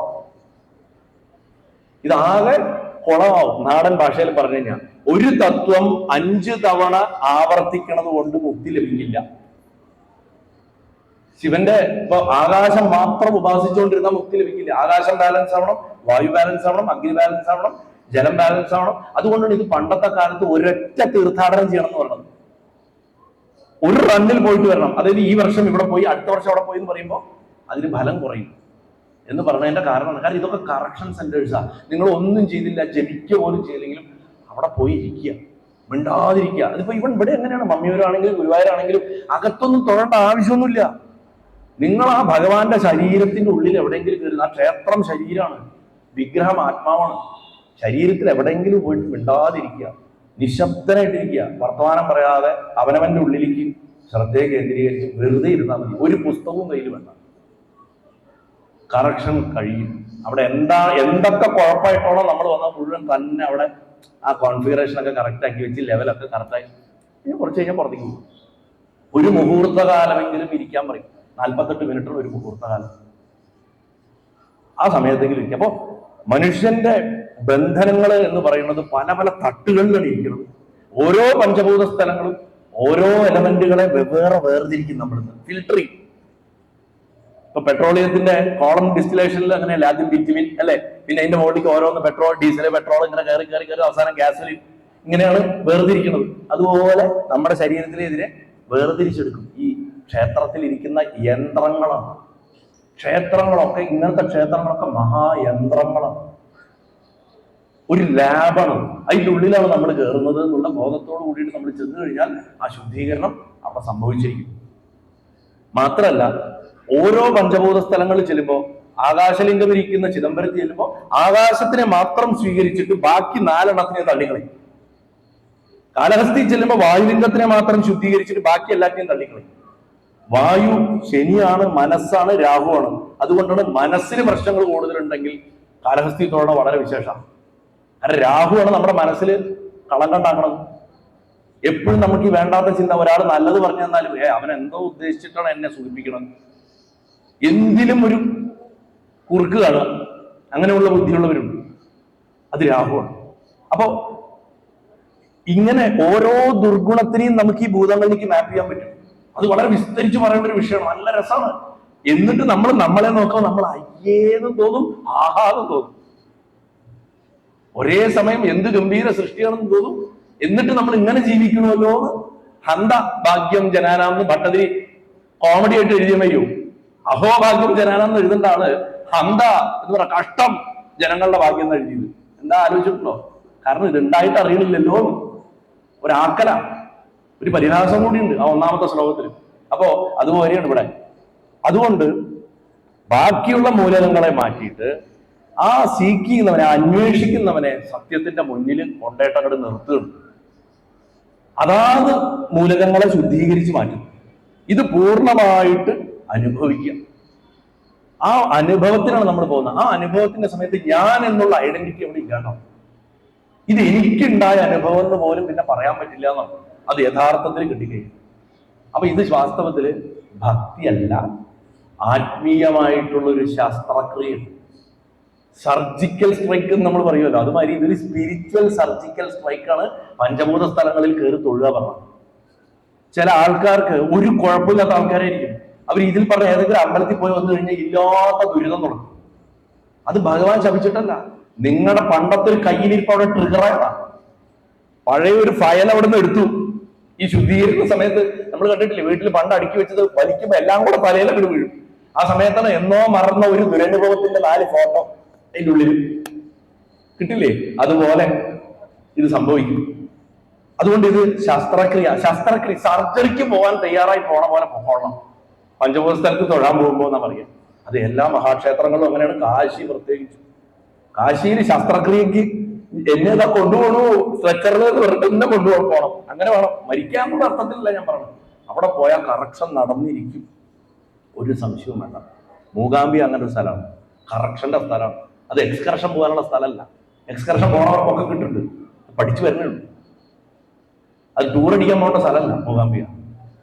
പണ്ടത്തെ കാലത്ത് ശ്രദ്ധിച്ചാൽ കാണാം, ഇങ്ങനെ പോകേണ്ട സ്ഥലങ്ങളൊക്കെ ദുർഗമമായിരിക്കും, എത്തിപ്പെടാൻ ബുദ്ധിമുട്ടുള്ള സ്ഥലങ്ങളിലാണ് വെച്ചിട്ടുണ്ടാവുക. ഇന്ന് യാത്രാ സൗകര്യം കൂടി. Sabarimala best example. ദുർഗമമാക്കി വെക്കണത് ഇതിനാണ്. അത്രയും ക്വാളിഫൈഡ് ആയവൻ, തയ്യാറായവൻ മാത്രം. അതായത് ഭഗവാൻ, ഞാനിപ്പോ ഈ അടുത്ത് അയ്യപ്പന്റെ ഒരു രഹസ്യം സീക്രട്ട് ഓഫ് അയ്യപ്പ വേണ്ടി US-ലെ 18 സ്റ്റെപ്സിന് വേണ്ടിയിട്ട് ചെയ്തിരുന്നതിൽ ഞാൻ പറഞ്ഞു, ഭഗവാൻ നമ്മളോട് ചോദിക്കുന്നത്, I am ready to give you the grace, but are you ready to receive it? ഭഗവാൻ ചോദിക്കുന്നുണ്ട് നമ്മളോട്. ഞാൻ അനുഗ്രഹിക്കാൻ തയ്യാറാണ്, നിങ്ങൾ തയ്യാറാണോ അത് സ്വീകരിക്കാൻ? ആണോ? സ്വയം ചോദിക്കണം. അതിനാണ് വ്രതം എടുക്കണം. ഈ മണ്ഡലകാലത്തും 41 ദിവസവും അല്ലെങ്കിൽ 3 കന്നിക്കാരൻ കന്നി 1-ാം തീയതി തൊട്ട് മകരവിളക്കൂരൊക്കെ പണ്ട് വ്രതം എടുത്തിരുന്നത് ഇതിനാണ്. അതേപോലുള്ള തയ്യാറെടുപ്പ് വേണം പഞ്ചഭൂത സ്ഥലങ്ങളിൽ ചെല്ലാൻ. അപ്പൊ അങ്ങനെ വരുമ്പോ ഈ പഞ്ചഭൂതങ്ങൾ ആന്തരികമായിട്ട് മഹാദേവന്റെ തന്നെ സ്വരൂപങ്ങളായ ഗുരുക്കന്മാരായിട്ട് മാറും. ഈ പഞ്ചാക്ഷരത്തിന്റെ ജപവിധികളില് ഉപദേശം കിട്ടിയിട്ടുള്ളവർക്ക് ചില പദ്ധതികളില് ഇപ്പൊ ഇന്ന് ജപം മുടങ്ങി, നമ്മൾ എവിടെയോ പോയി, ഒരു നിവൃത്തിയില്ല, ജപം മുടങ്ങിയാൽ പ്രായശ്ചിത്തം ചെയ്യണം. ആലോചിച്ച് നോക്കൂ, നമശിവായ ചെല്ലല് മുടങ്ങിയാൽ പ്രായശ്ചിത്തമുണ്ട്. ആ പ്രായശ്ചിത്തം ചെയ്യുമ്പോൾ പഞ്ചഭൂതങ്ങളെ സങ്കല്പിച്ച് 5 തിരിയിട്ട് വിളക്ക് വെച്ചിട്ട് ഒരു പ്രത്യേക ക്രിയ ചെയ്തിട്ടേ ചെയ്യാൻ പാടുള്ളൂ. കാരണം അവരോടാണ് മാപ്പ് പറയുന്നത്, ഭഗവാനോടല്ല. പഞ്ചഭൂതങ്ങളോടാണ് മാപ്പ് പറയുന്നത്. കാരണം പഞ്ചാക്ഷരത്തിൽ 5 അക്ഷരം, നമ ശിവായ, ഈ 5 എണ്ണം പഞ്ചഭൂതങ്ങളാണ്. ഈ 5 അക്ഷരങ്ങൾ. ഭഗവാന് ശരീരമില്ല, ശരീരം അമ്മ കൊടുക്കണതാണ്, പ്രകൃതിയാണ് ഭഗവാന് ശരീരം കൊടുക്കുന്നത്. ആ ശരീരം എന്തുകൊണ്ടുണ്ടാക്കിയിരിക്കുന്നു? 5 എണ്ണം കൊണ്ട്, അല്ലേ? അപ്പൊ നമ്മൾ ഒരു രൂപത്തിൽ മൂർത്തമായിട്ട് ഭഗവാനെ ആരാധിക്കുമ്പോൾ, ആ ശരീരത്തെ ആരാധിക്കുമ്പോൾ അതിന്റെ അധിപതികൾ ആരാ? ആ 5 ഭൂതങ്ങളാണ്. ആ 5 ഭൂതങ്ങളെ അവിടെ നമ്മൾ നമ്മുടെ ഗുരുക്കന്മാരായിട്ട് കാണണം. അപ്പൊ പൃഥ്വിയാണ് 1-ാമത്തെ ഗുരു അത്ര. അത് നമ്മളെ പഠിപ്പിക്കുന്നത് സ്ഥിരതയും പഠിപ്പിക്കും, ഭയവും പഠിപ്പിക്കും. സ്ഥിരതയും പഠിപ്പിക്കും, ഭയവും പഠിപ്പിക്കും. കാരണം പൃഥ്വി തത്വം എവിടെ ഇരിക്കുന്നത്? നമ്മുടെ മൂലാധാരത്തിലാണ്. മൂലാധാരത്തിലാണ് ഭയം മുഴുവൻ ഇരിക്കുന്നത്. മൂലാധാരമാണ് പൃഥ്വി, പൃഥ്വിയാണ് തൂണ്. ആ തൂണിനെയാണ് വളർക്കേണ്ടത്. തൂണ് വളർക്കുമ്പോഴാണ് നരസിംഹം പുറത്തിയാണ്. ഇതൊക്കെ അങ്ങോട്ടും ഇങ്ങോട്ടും കണക്റ്റഡാണ്. ഇങ്ങനെ ഇട്ട് തരുന്നതാണ്. ചിന്തിച്ചോളാം, കണ്ടുപിടിച്ചോളാം. അതുകൊണ്ട് സ്ഥിരതയും ഭയവും നിൽക്കുന്നത് അവിടെയാണ്. നമ്മൾ പൃഥ്വിലിംഗത്തിൽ ചെല്ലുമ്പോൾ, ഏകാംബരവാദത്തിൽ കാഞ്ചീപുരത്ത് ചെല്ലുമ്പോൾ അരക്ഷിതാവസ്ഥ പോകും. ഇൻസെക്യൂരിറ്റി ഫീലിംഗ് ഉണ്ടാവും ചില ആൾക്കാർക്ക്. എപ്പോഴും എന്തോ അപകടം വരണം, കുടുംബത്തുള്ളവർക്ക് എനിക്ക് വരും എന്നും. അത് മാറിക്കിട്ടുന്ന അവിടെ പോയിട്ട് ഇരുന്ന് പഞ്ചാക്ഷരം ജപിച്ചു കഴിഞ്ഞാൽ ആ അരക്ഷിതാവസ്ഥ മാറിക്കിട്ടും. ഉത്കണ്ഠകൾ, എന്തുതരം ഉത്കണ്ഠയും മാറിക്കിട്ടും. പ്രത്യേകിച്ച് നിലനിൽപ്പിന്റെ അടിസ്ഥാനമായിട്ടുള്ളത് കൊണ്ട് സാമ്പത്തികമായിട്ട് ഉത്കണ്ഠകൾ മാറുന്നു പഞ്ചഭൂത സ്ഥലങ്ങളിൽ, കാഞ്ചിയിൽ. അതേമാതിരി ആരോഗ്യത്തെ ചൊല്ലിയിട്ട് ഭയം ഉണ്ടെങ്കിൽ, കാരണം ശരീരം പൃഥ്വിതത്വമാണ്, അന്നം പൃഥ്വിതത്വത്തിന്റെ രൂപമാണ്. നമ്മൾ പഞ്ചോപചാരമായിട്ട് പൂജ കഴിക്കുന്ന സമയത്ത് 5 ഭൂതങ്ങളെയും ചേർത്തിയിട്ടാണ് നമ്മൾ അമൃതം എന്ന ഭാവത്തിൽ നേദ്യം കൊടുക്കുന്നത്. പൂജ കഴിക്കണതേ അതാണ് അടിസ്ഥാനം. നമുക്ക് ആകെയുള്ള സ്വത്ത് ഇതാണ്. ഇത് തന്നെയാണ് നമ്മൾ അങ്ങോട്ടും കൊടുക്കുന്നത്. ഈ കണ്ണ് എത്ര എലോബറേറ്റ് എന്ത് പൂജ നടത്തിയാലും അതിന്റെ അടിസ്ഥാനത്തിൽ ഈ ആകാശവും വായു, അഗ്നി, ജലവും പൃഥ്വിയാണ്. ധൂപം, ദീപം, നൈവേദ്യം, ഇതൊക്കെയാണ്. ബാക്കിയൊക്കെ നമ്മൾ അതിനെ വിപുലീകരിക്കണം. ഇതിന്റെ കോർ സയൻസ് സെയിം ആണ്. ഭാവം കറക്റ്റ് ആണെങ്കിൽ ഈ 5 എണ്ണം കൊടുത്താലും ഭഗവാൻ തൃപ്തിപ്പെടും. ഭാവം കറക്റ്റ് അല്ലെങ്കിൽ എന്ത് കാണിച്ചു കൂട്ടിയിട്ടും ഒരു കാര്യമില്ല. അതുകൊണ്ട് നമുക്ക് ഭഗവാൻ ഇങ്ങോട്ട് കടം തന്നിരിക്കുന്ന ഈ 5 എണ്ണമാണ് അങ്ങോട്ട് കൊടുക്കുന്നത്. അതിൽ ആദ്യത്തെ പൃഥ്വിയുടെ കറക്ഷനാണ്. പിന്നെ ചില ആൾക്കാർ ഭയങ്കര ഡിപ്പെൻഡന്റ് ആയിരിക്കും. ഇന്ന ആൾ എന്റെ ജീവിതത്തിലേക്ക് എന്റെ ജീവിതം നശിച്ചു എന്ന് ചിന്തിക്കും. വ്യക്തികളോടും സ്ഥാപനങ്ങളോടും അവസ്ഥകളോടും അതേപോലെ തന്നെ അവനവനെ കുറിച്ചുള്ള ചില സ്വയം ധാരണകളുണ്ട്. ഞാൻ ഇരിക്കണ പദവി, ഈശ്വര ഈ പദവി പോയാൽ ഞാൻ എന്താവും? അവനവന്റെ ഐഡന്റിറ്റികളോടുള്ള ഒട്ടി നിൽക്കലൊക്കെ ഇല്ലാണ്ടാക്കി തരും. അതുകൊണ്ട് അങ്ങനെ ഒട്ടി നിൽക്കണമെന്ന് ആഗ്രഹമുള്ള ഒരു കാഞ്ചി പോരും. പദവികളോടുള്ള ഒട്ടല്, സ്വത്വത്തോടുള്ള ഒട്ടല്, അവസ്ഥകളോടുള്ള ഒട്ടല്, വ്യക്തികളോടുള്ള ഒട്ടല്, ഈ ഒട്ടലൊക്കെ പൊട്ടി. കാരണം ഇതൊക്കെ പൃഥ്വിതത്വത്തിന്റെ പ്രോബ്ലംസ് ആണ്. അതിന്റെ കറക്ഷൻ, ഈ കറക്ഷൻ മുഴുവൻ മാറണമെങ്കിൽ ഒന്നുമില്ലെങ്കിൽ നമ്മൾ യോഗിയായിട്ട് മൂലാധാരം ഭേദിക്കണം. പിന്നെ ലളിതാ സഹസ്രനാമത്തിൽ പറഞ്ഞ മാതിരി വിഷ്ണു ഗ്രന്ഥിയും ബ്രഹ്മഗ്രന്ഥിയും രുദ്രഗ്രന്ഥിയും ഒക്കെ പൊട്ടിക്കണം, അല്ലെ? അതൊന്നും നടക്കില്ല. അപ്പൊ എന്ത് ചെയ്യാം? നമ്മൾ സാധാരണക്കാർക്ക് പറ്റിയ പണി ഇങ്ങനെ ഒരു അമ്പലത്തിൽ പോവുക, അവിടെ പോയിരിക്കുക. കാരണം ആചാര്യന്മാർ അതിന് വേണ്ട സെറ്റപ്പ് അവിടെ ചെയ്തു വെച്ചിട്ടുള്ളൂ. ഇത് മനസ്സിലാക്കാൻ ഏറ്റവും വലിയ കാര്യം എന്ന് വെച്ചാൽ നമ്മുടെയൊക്കെ ഒരു മിസ്അണ്ടർസ്റ്റാൻഡിംഗ് ഉണ്ട്, ഒരു മിഥ്യയാണ്. എനിക്കെല്ലാം കൺട്രോളിൽ ഉണ്ടെങ്കിൽ മാത്രമേ എനിക്ക് ഫ്രീഡം ഉണ്ടാവുള്ളൂ. അതിനുവേണ്ടി നമ്മൾ മറ്റുള്ളവരെ കൺട്രോൾ ചെയ്യും, അവരുടെ ഇഷ്ടാനിഷ്ടങ്ങൾ കൺട്രോൾ ചെയ്യും. എന്തിനാ പോണത്, എവിടെയാ പോണത്, ഇപ്പൊ പോണ്ട, നാളെ പോയാൽ മതി, അല്ലെങ്കിൽ എന്താ അവരെ കൊടുക്കാൻ പോയാ, ഇങ്ങനെ അല്ലേ? ഇങ്ങനത്തെ നിയന്ത്രണങ്ങളുടെ കളി വന്നുകൊണ്ടേയിരിക്കും. നമ്മൾ മറ്റുള്ളവരോടും ചെയ്യും, നമ്മുടെ വീട്ടിലുള്ളവർ നമ്മളോടും ചെയ്യും.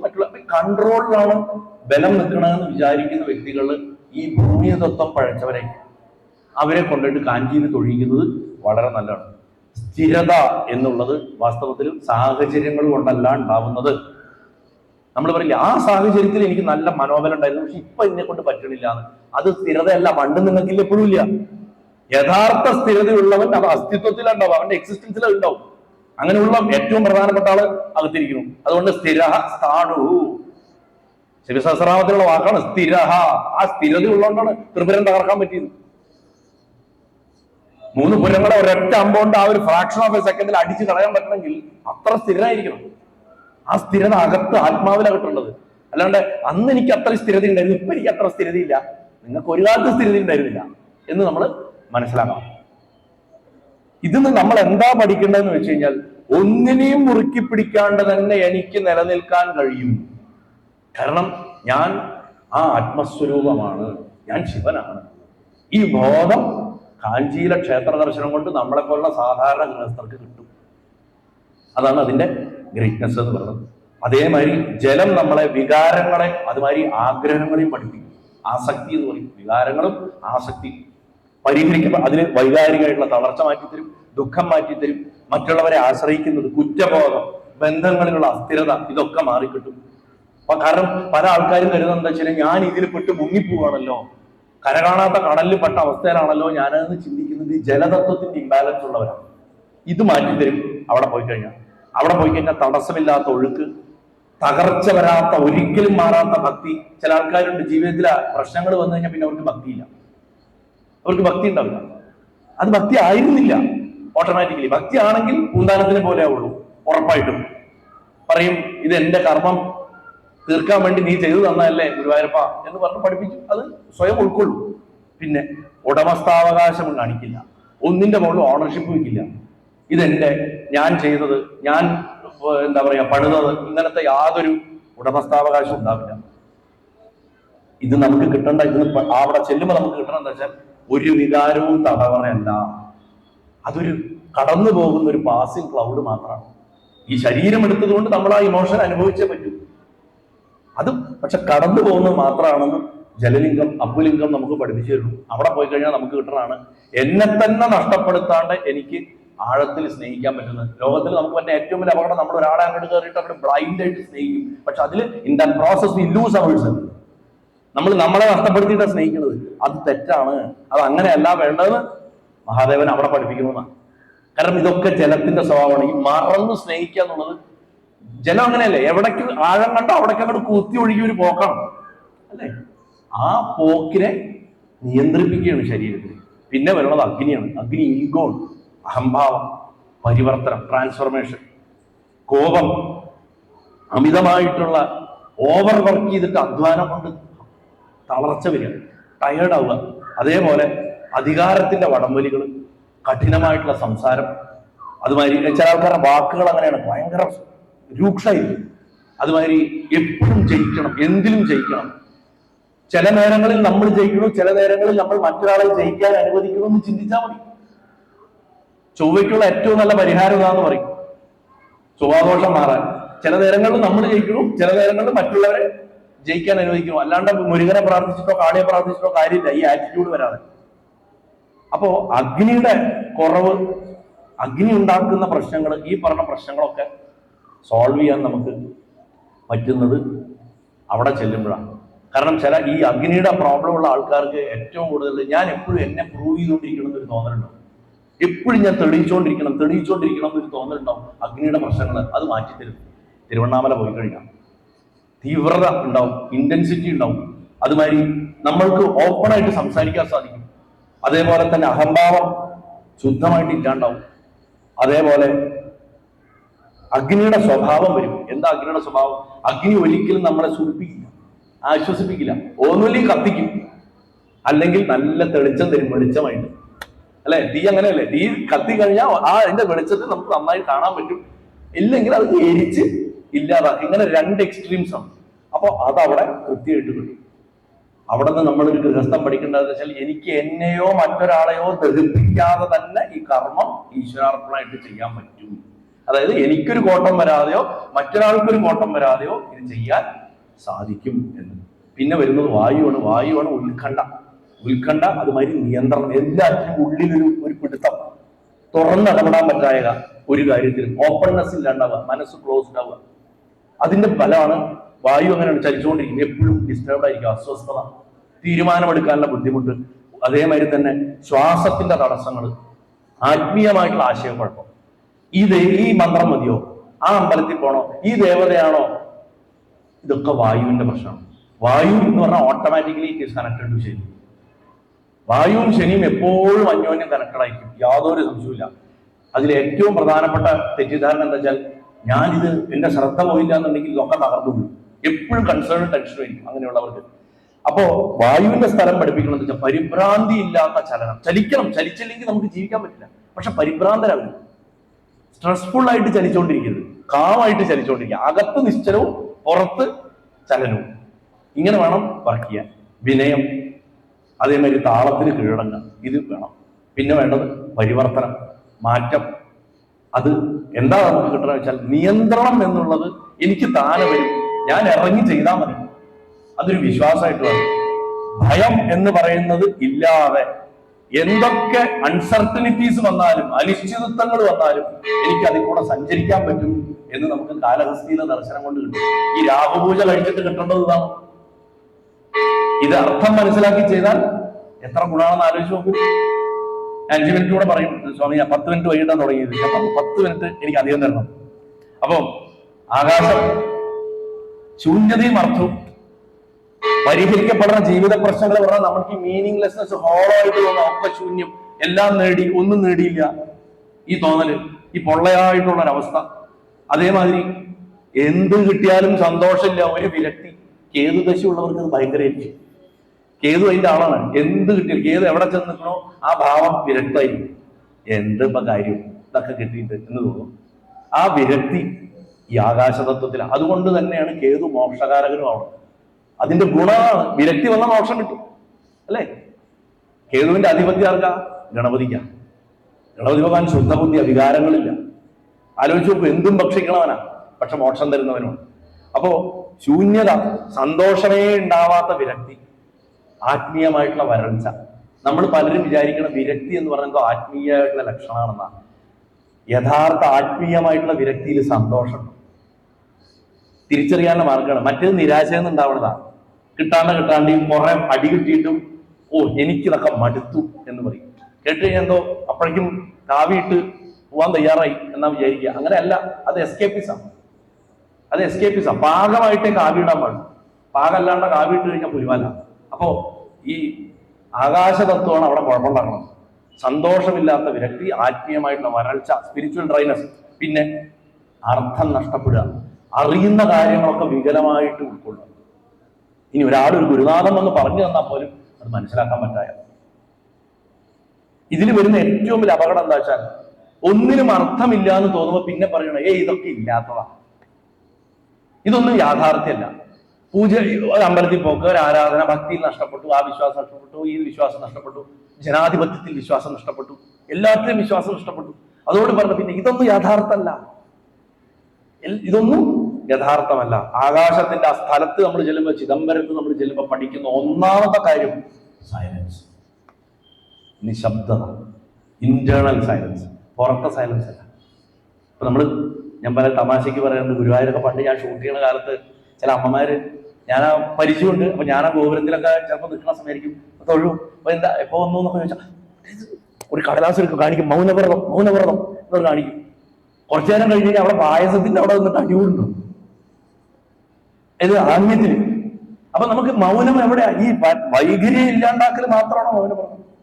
അകത്ത് മൗനം കിട്ടുക എന്നുള്ളതാണ്. അത് ചിദംബരം പഠിപ്പിക്കുന്നു നമ്മളെ. അകത്ത മൗനം ചിദംബരം പഠിപ്പിക്കുന്നു. അവിടെ അഭാവം, നമ്മുടെ അഭാവം പറഞ്ഞാൽ കുറവ് എന്നുള്ള അർത്ഥത്തിലാണ് പറയാ, അതല്ല, ഭാവമേ ഇല്ലാത്ത അവസ്ഥയാണ് അഭാവം. കുമാരനാശാൻ എഴുതിയിട്ടുണ്ട്, ഭാവത്തിൻ പരകോടിയിൽ സ്വയം അഭാവത്തിൻ സ്വഭാവം വരാം അല്ലെ. ഒരു ഫാൻ ഭയങ്കര സ്പീഡിൽ കറങ്ങിക്കൊണ്ടിരുന്നു കഴിഞ്ഞാൽ അതിലേക്ക് ടോർച്ചടിച്ച് നോക്കിയ ഫാൻ നിൽക്കണമായിരിക്കും അല്ലെ. രണ്ട് കാറുകൾ ഒരേ സ്പീഡിൽ പോയിക്കൊണ്ടിരുന്ന മറ്റേ കാർ സ്റ്റേഷനറി ആയിട്ട് ബാക്ക്ഗ്രൗണ്ട് നീങ്ങണമായിരിക്കും തോന്നും. ഭാവം മാക്സിമായ, വേദനയുടെ മാക്സിമത്തിൽ വേദന ഇല്ലാണ്ട് ഇങ്ങനെ ഇരിക്കണം കണ്ടിട്ടില്ലേ മരവിച്ചിട്ട്. കുട്ടികൾ ശ്വാസം കിട്ടാതെ കരച്ചിലിന്റെ ഹൈറ്റ് എത്തുമ്പോ എടുത്തു പിടിച്ചൊരു നിപ്പുണ്ട് വരും അല്ലേ. ചിരിച്ചിട്ട് ഷോക്കായിട്ട് മരിച്ചു പോകണ ആൾക്കാരില്ലേ. ഭാവത്തിന്റെ പരകോടിയിൽ സ്വയം അഭാവത്തിന്റെ സ്വഭാവം. അപ്പൊ ആത്മീയതയിലോ ആ അഭാവഭാവമാണ് നടരാജൻ. അഭാവഭാവമാണ് നടരാജൻ. നടരാജനെ കുറിച്ച് പറയുകയാണെങ്കിൽ ഒരുപാട് പറയാനുണ്ട്. എന്നാലും ഇവിടെ കർത്തൃത്വമില്ലായ്മ, ഞാനാണിത് ചെയ്തത്, അല്ലെങ്കിൽ എന്നെ കൊണ്ടത് പറ്റിയില്ലല്ലോ, ഇതൊക്കെ കർത്തൃത്വമാണ്. ചിലർ പറയും എനിക്കതൊന്നും അത് ചെയ്യാൻ സാധിച്ചു, അതിന് കർത്തൃത്വമാണ്. എനിക്കത് ഇന്നേ വരെ പറ്റിയിട്ടില്ല, അതും കർത്തൃത്വം. ഓണർഷിപ്പാണ്, ഡുവർഷിപ്പാണ്, അതില്ലായ്മ. ഇതിനാണ് ഭഗവാൻ കർമ്മണ്യവാധികാരത്തെ എന്ന് പഠിപ്പിച്ചത്.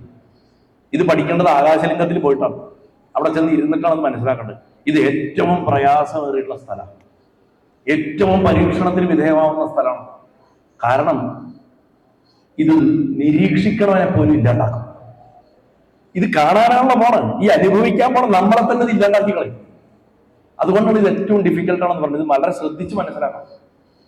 ഇത് അത്ര എളുപ്പമല്ല മനസ്സിലാക്കാൻ. ബാക്കിയുള്ള സ്ഥലത്തൊക്കെ പോകുന്നവൻ അതാത് മാറ്റം വരുത്തിയിട്ടാണ് വരുന്നത്. ഇത് പോണവനേ മാറും, അവനില്ലാന്നോ. അതുകൊണ്ടാണ് ചിദംബരത്തെ മുക്തി തിരിച്ചു വരവില്ലാത്ത മുക്തിയാണ്. നന്ദനാരുടെ ഒക്കെ പോലെ. നന്ദനാരൊക്കെ 17 വർഷം കാത്തിരുന്നിട്ട് അവിടേക്ക് ഒറ്റ പോക്കാ പോയത്. അവിടെ ചെന്നു തിരിച്ചു വരവില്ല, ലയിച്ചു പോകും. ചിദംബരം അങ്ങനത്തെ ഒരു സ്ഥലമാണ്. അപ്പോ അവിടെ നമുക്ക് വരുന്ന മാറ്റം എന്താ? ശൂന്യതയാണ് സകല അർത്ഥങ്ങളുടെയും ഉറവിടം എന്ന് മനസ്സിലാവും. അല്ലാണ്ട് ശൂന്യത ഒരു നെഗറ്റിവിറ്റി അല്ല, it is the fountain head of all meanings എന്ന് മനസ്സിലാവും. അല്ലാണ്ട് ഇറ്റ് ഈസ് നോട്ട് അബൌട്ട് മീനിങ്ലെസ്നെസ്. നമ്മളെന്താ പറയാ, ഒന്നുമില്ലായ്മ, ശൂന്യം, എന്റെ ജീവിതം ശൂന്യമായി, അത് നെഗറ്റീവ് സെൻസിലാ പറയണം. വാസ്തവത്തിൽ ശൂന്യതയിലാണ് സകല അർത്ഥങ്ങളും ഉണ്ടാവണം. അതുകൊണ്ടാണ് ശൂന്യതയാണ് അവിടെ ആരാധിക്കുന്നത്. ആകാശലിംഗം പറഞ്ഞ അറ ആ ശൂന്യതയാണ്. അവിടെ നമ്മൾ ശൂന്യതയിൽ സകല അർത്ഥങ്ങളെയും കണ്ടെത്തണം. ഇൻഫിനിറ്റി നമ്മൾ പറയില്ല, 8നെ നമ്മൾ ചരിച്ചിട്ട് കഴിഞ്ഞാൽ ഇൻഫിനിറ്റി ആവും. ആ 8ന്റെ അകത്ത് ആ ഇൻഫിനിറ്റിയുടെ അല്ലെങ്കിൽ ആ 0ത്തിന്റെ ഉള്ളിൽ സകലതുമുണ്ട് എന്നുള്ള നമ്മുടെ ആ തിരിച്ചറിവും നമുക്ക് അവിടെ കിട്ടും. അവിടെ നിന്ന് നമുക്ക് പഠിക്കാനുള്ള, ഒരു സാധാരണ ഗൃഹസ്ഥന് പഠിക്കാനുള്ള എന്താ വെച്ചാൽ, ഒന്നിനെയും ഡിപ്പെൻഡ് ചെയ്യാണ്ട്, ഒന്നിനോടും പറ്റി നിൽക്കാണ്ട് തന്നെ എനിക്ക് പൂർണ്ണമായിട്ട് ജീവിക്കാൻ സാധിക്കുന്നുള്ളൂ. പക്ഷെ ഈ പറയുന്ന ഓരോ ഭൂതങ്ങളും ഞാൻ നേരത്തെ പറഞ്ഞതുപോലെ നമ്മളെ നിർബന്ധമായിട്ടും എല്ലാ സ്ഥലത്തും സുഖിപ്പിക്കുന്നു വിചാരിക്കരുത്. ഒരാൾക്ക് ഒരു ഭൂതസ്ഥലത്ത് ചെല്ലുമ്പോൾ നല്ല അനുഭവം ഉണ്ടാവണമെങ്കിൽ വേറൊരാൾക്ക് നേരെ തിരിച്ചേണ്ടത്. ചിലപ്പോൾ ആരോഗ്യ പ്രശ്നങ്ങൾ വരെ വന്നേക്കാം. കാരണം എന്താ വെച്ചാൽ ആ തത്വം ബാലൻസ് ആയതിന്റെ പ്രശ്നം, അല്ലെങ്കിൽ ആ സ്ഥലത്ത് ചെന്നത് ശരിയാവണ്ണം ഉൾക്കൊള്ളാണ്ട് വന്നതിന്റെ കുഴപ്പമാണ്. ഇതെപ്പോഴും മനസ്സിലാക്കിക്കൊള്ളണം. അതുകൊണ്ട് സാധാരണ ഗൃഹസ്ഥനെ സംബന്ധിച്ചിടത്തോളം ജലത്തിന്റെ അല്ലെങ്കിൽ അഗ്നിയുടെ അസന്തുലിതാവസ്ഥ കൊണ്ടുണ്ടാവുന്ന ദാമ്പത്യാദി റിലേഷൻഷിപ്പുകളിലെ കലഹങ്ങൾ മാറാൻ അഗ്നി ജലലിംഗങ്ങളിൽ പോയി തൊഴണം നല്ലതാണ്. അതേമാതിരി തന്നെ ജോലി സമ്മർദ്ദം വരുന്നത് എപ്പോഴും അഗ്നിയുടെയും വായുവിന്റെയും അസന്തുലിതാവസ്ഥ കൊണ്ടാണ്. അതുകൊണ്ട് ഈ എന്താ പറയാ, അഗ്നിലിംഗത്തിലോ വായുലിംഗത്തിലോ പോയിട്ട് തൊഴണത് വളരെ നല്ലതാണ്. കുട്ടികളെ കുറിച്ചിട്ട് സദാ ഉത്കണ്ഠ കൊണ്ടിരിക്കുന്നത് ഭൂമിയുടെയും വായുവിന്റെയും അസന്തുലിതാവസ്ഥ പൃഥ്വിലിംഗത്തിലോ വായുലിംഗത്തിലോ പോയി തൊഴണം നല്ലതാണ്. ആകാശത്തിന് പോയിട്ട് തൊഴുമ്പോൾ ആത്മീയമായിട്ടുള്ള നമ്മുടെ വരൾച്ച ഇല്ലാണ്ടാവും. ആത്മീയമായിട്ട് തെറ്റിദ്ധാരണകൾ നമ്മൾ വഴിതെറ്റിയിട്ടാണ് പോകുന്നത് എന്നുണ്ടെന്നുണ്ടെങ്കിൽ നമുക്ക് തീർച്ചയായിട്ടും അതിന് ഗുണം ചെയ്യും. അതുകൊണ്ട് പഞ്ചഭൂത സ്ഥലങ്ങൾ നമുക്ക് സമാധാനമൊന്നും വാഗ്ദാനം ചെയ്യുന്നില്ല. നിങ്ങൾ സമാധാനത്തിന് വേണ്ടിയിട്ട് ഇവിടെ പോയി തൊഴണം. ഞാനും പോരുത്, നിങ്ങളും പോരുത്. അത് സത്യമാണ്. നമ്മൾ എന്താണെന്ന് അതൊരു കണ്ണാടി പിടിച്ച് കാണിച്ചു തരണമായി കാണിച്ചു.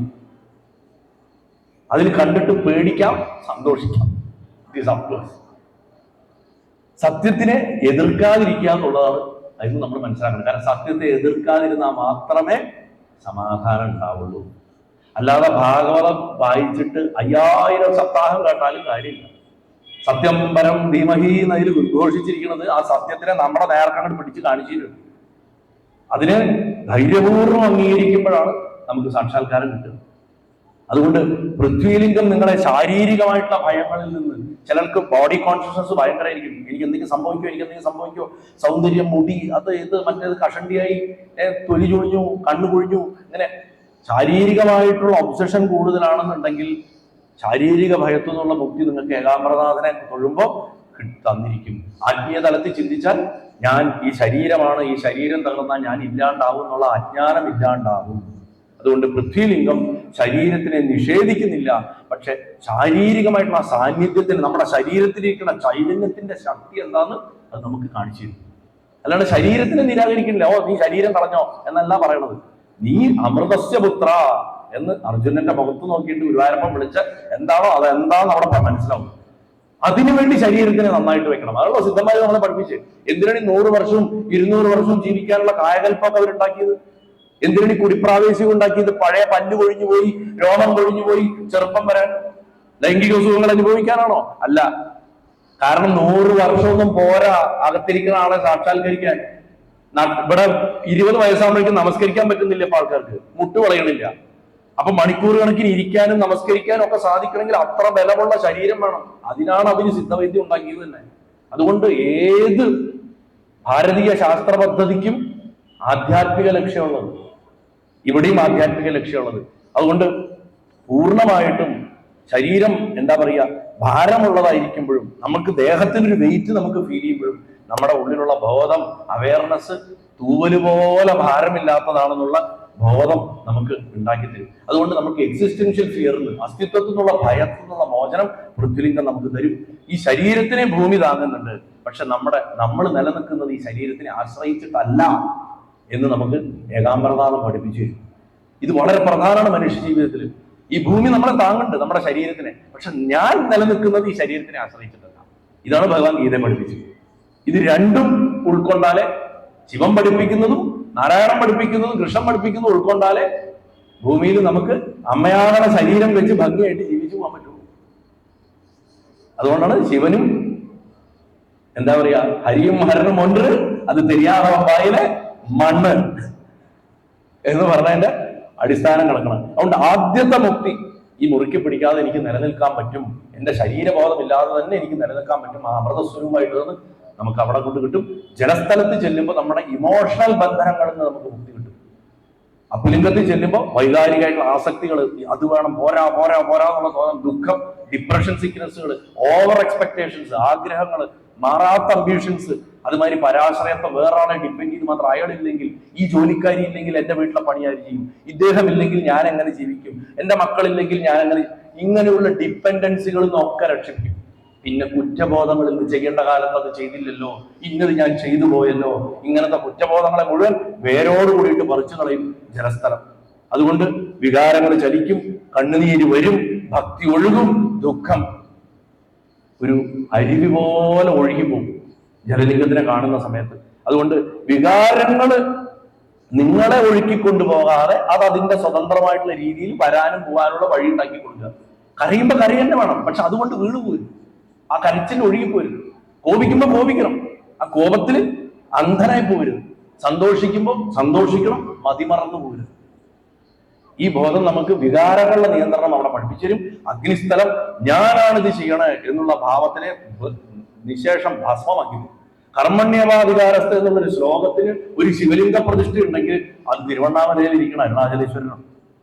അത് യാതൊരു സംശയമില്ല. കാരണം അഹംഭാവം, അമിതമായിട്ടുള്ള അഭിലാഷങ്ങൾ, കോപം, പ്രവൃത്തിയിലൂടെയുള്ള സ്വത്വം, സുപ്പീരിയോറിറ്റി കോംപ്ലക്സുകൾ, ഞാൻ പറയണത് എല്ലാവരും കേട്ടോളണം എന്നുള്ള ചിന്ത, അംഗീകാരത്തിനുള്ള ദാഹം, റെക്കഗ്നിഷന് വേണ്ടിയിട്ട് എന്റെ ഫോട്ടോ, എന്റെ ക്ലോസപ്പ്, എന്റെ അല്ലേ, അതൊക്കെ ഈ അഗ്നിയുടെ പ്രശ്നങ്ങളാണ്. അത് മുഴുവൻ ഇല്ലാതാക്കി തരും. കാരണം അഗ്നി പഴച്ചാൽ ഞാൻ ഈ ചെയ്തതും സമ്പാദിച്ചതും നേടിയതും എന്റെ നേട്ടങ്ങളുമാണ് ഞാൻ എന്നുള്ള വിദ്യാബോധത്തിലായിരിക്കും നമ്മൾ ജീവിക്കുക. അതിനെ അരുണാചലേശ്വരൻ തവിട് പൊടിയാക്കി തരും, അത് നശിപ്പിച്ചു തരും. അതുകൊണ്ട് അതാണ് നമുക്ക് അവിടെ കിട്ടുന്ന ആ കർത്തൃത്വ ബോധത്തു നിന്നും അഹംഭാവത്തു നിന്നുള്ള മുക്തി ഭഗവാൻ നമുക്ക് തരുന്നു.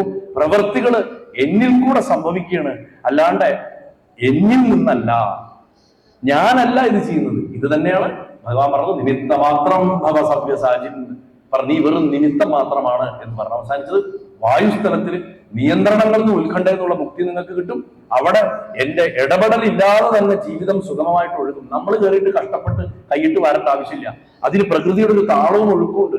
അതിനൊപ്പം നിന്നു പോയാൽ അത് കൃത്യമായിട്ട് നമ്മളെ എത്തിക്കേണ്ട സ്ഥലത്ത് എത്തിക്കുന്നുള്ള ബോധം വായുസ്ഥലം നമുക്ക്, ആ മുക്തിയാണ് നമുക്ക് തരുന്നത്.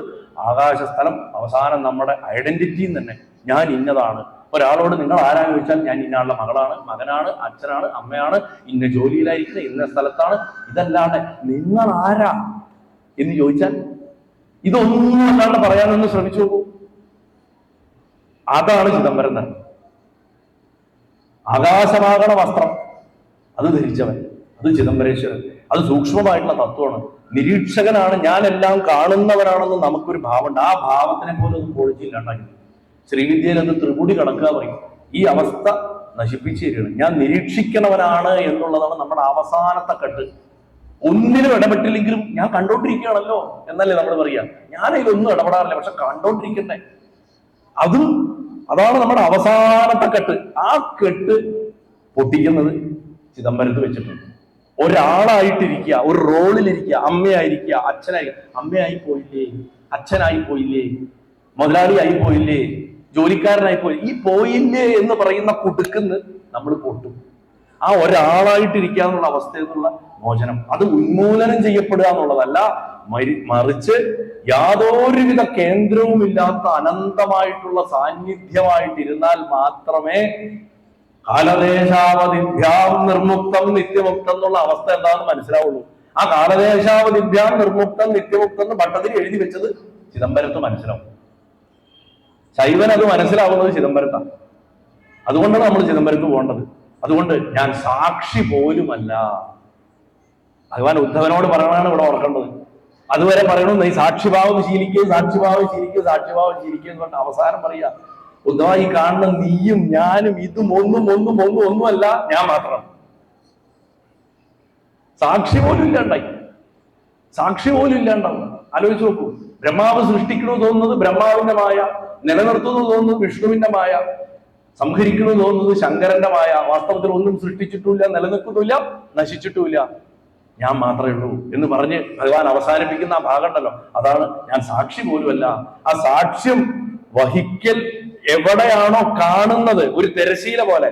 സിനിമ അനവധി വരും തിയേറ്ററിൽ, ആ സ്ക്രീനിന് മാറ്റില്ല, ആ സ്ക്രീനാ ഭഗവാൻ. നമ്മുടെ ആകുന്ന സിനിമകൾ ഇങ്ങനെ വന്നുപോയിക്കൊണ്ടിരിക്കും. ആ ദൃശ്യം നിൽക്കുന്ന ചൈതന്യമാണ് ഞാൻ. അതാണ് ചിദംബര രഹസ്യത്തിൽ ആ തിരശീല. ഈ ആകാശലിംഗത്തിനെയും കൂട്ടി എന്താ പറയാ പറഞ്ഞ് ഞാൻ ഈ സമാപനം എന്ന് തന്നെ പറയാം. ഈ അവസാനത്തെ ഒരൊറ്റ വരി, ഒരു ടേക്ക് അവേ. ഈ പഞ്ചഭൂത സ്ഥലങ്ങൾ ഒന്നും നമ്മുടെ ജീവിതത്തിൽ നിന്ന് മോചിപ്പിച്ചു കൊണ്ടുപോവുക, പൊട്ടിച്ചു കൊണ്ടുപോവുക, നിങ്ങളുടെ ഇപ്പോഴുള്ള ലൈഫ് നശിപ്പിക്കുക, അതൊന്നുമല്ല. അത് ആ ജീവിതത്തിന്റെ ഉള്ളിൽ നിങ്ങൾ പെട്ടുകിടക്കുന്ന അവസ്ഥകളിൽ നിങ്ങളെ രക്ഷിക്കും. ലൈഫിൽ നിന്നല്ല രക്ഷിക്കുന്നു, ലൈഫിന്റെ ഉള്ളിലുള്ള കെട്ടുകളുണ്ട്. ആ കെട്ടുകളിൽ നിന്ന് പഞ്ചഭൂത സ്ഥലങ്ങൾ നമ്മളെ രക്ഷിക്കും. ഞാൻ ഈ ശരീരമാണ് എന്ന് നമ്മൾ തെറ്റിദ്ധരിക്കുമ്പോൾ വാസ്തവത്തിൽ നമ്മൾ ഈ 5 ഭൂതങ്ങളുടെയും തടവറയിലാണ്. ഇതിനെ നമ്മൾ പൂജ കഴിക്കുമ്പോൾ ഭഗവാനെ ധൂപവും ദീപവും നേദ്യവും ഇട്ട് കൊടുക്കുമ്പോൾ നമ്മൾ കുറെയൊക്കെ മോചിതരാവുന്നു. അതിന് പക്ഷെ നമുക്ക് ഭാവമില്ലാത്തതുകൊണ്ട്, ആ ഭാവം കിട്ടാത്തത് കൊണ്ട് നമ്മൾ അതിന്റെ ഫലങ്ങൾ അനുഭവിക്കുന്നില്ല. അതുകൊണ്ട് മഹർഷിമാര്, ആചാര്യന്മാര് ഇങ്ങനത്തെ സ്ഥലങ്ങൾ ഉണ്ടാക്കി വെച്ചിരിക്കുന്നു. അവിടെ ചെന്ന് നിങ്ങളുടെ ആ ബോധസ്വരൂപത്തിനെ മോചിപ്പിക്കുക എന്ന് മാത്രം പറഞ്ഞുകൊണ്ട് ഈ ചെറിയ പ്രഭാഷണത്തിലെ ആ പൊന്നു ഗുരുവായൂരപ്പനെ സാക്ഷിയാക്കിയിട്ട് അമ്മിയൂരപ്പന്റെയും നാരായണന്റെയും തൃപാദങ്ങളിൽ സാഷ്ടാംഗം നമസ്കരിച്ചുകൊണ്ട് സമർപ്പിക്കുന്നു. ഞാൻ എന്തെങ്കിലും നല്ലത് പറഞ്ഞിട്ടുണ്ടെങ്കിൽ ആ പൊന്നു ഗുരുവായൂരപ്പൻ പറഞ്ഞിട്ടുള്ളതാണ്, എന്തെങ്കിലും തെറ്റുകൾ പറഞ്ഞെങ്കിൽ അത് എൻ്റെ മാത്രമാണെന്ന് ഒരിക്കൽ കൂടി പറഞ്ഞുകൊണ്ട് നിങ്ങളെല്ലാവരെയും ഗുരുവായൂരപ്പനെ കണ്ട് സാഷ്ടാംഗം നമസ്കരിക്കുന്നു. നാരായണ ഗുരു ഭഗവൻ നമസ്തേ.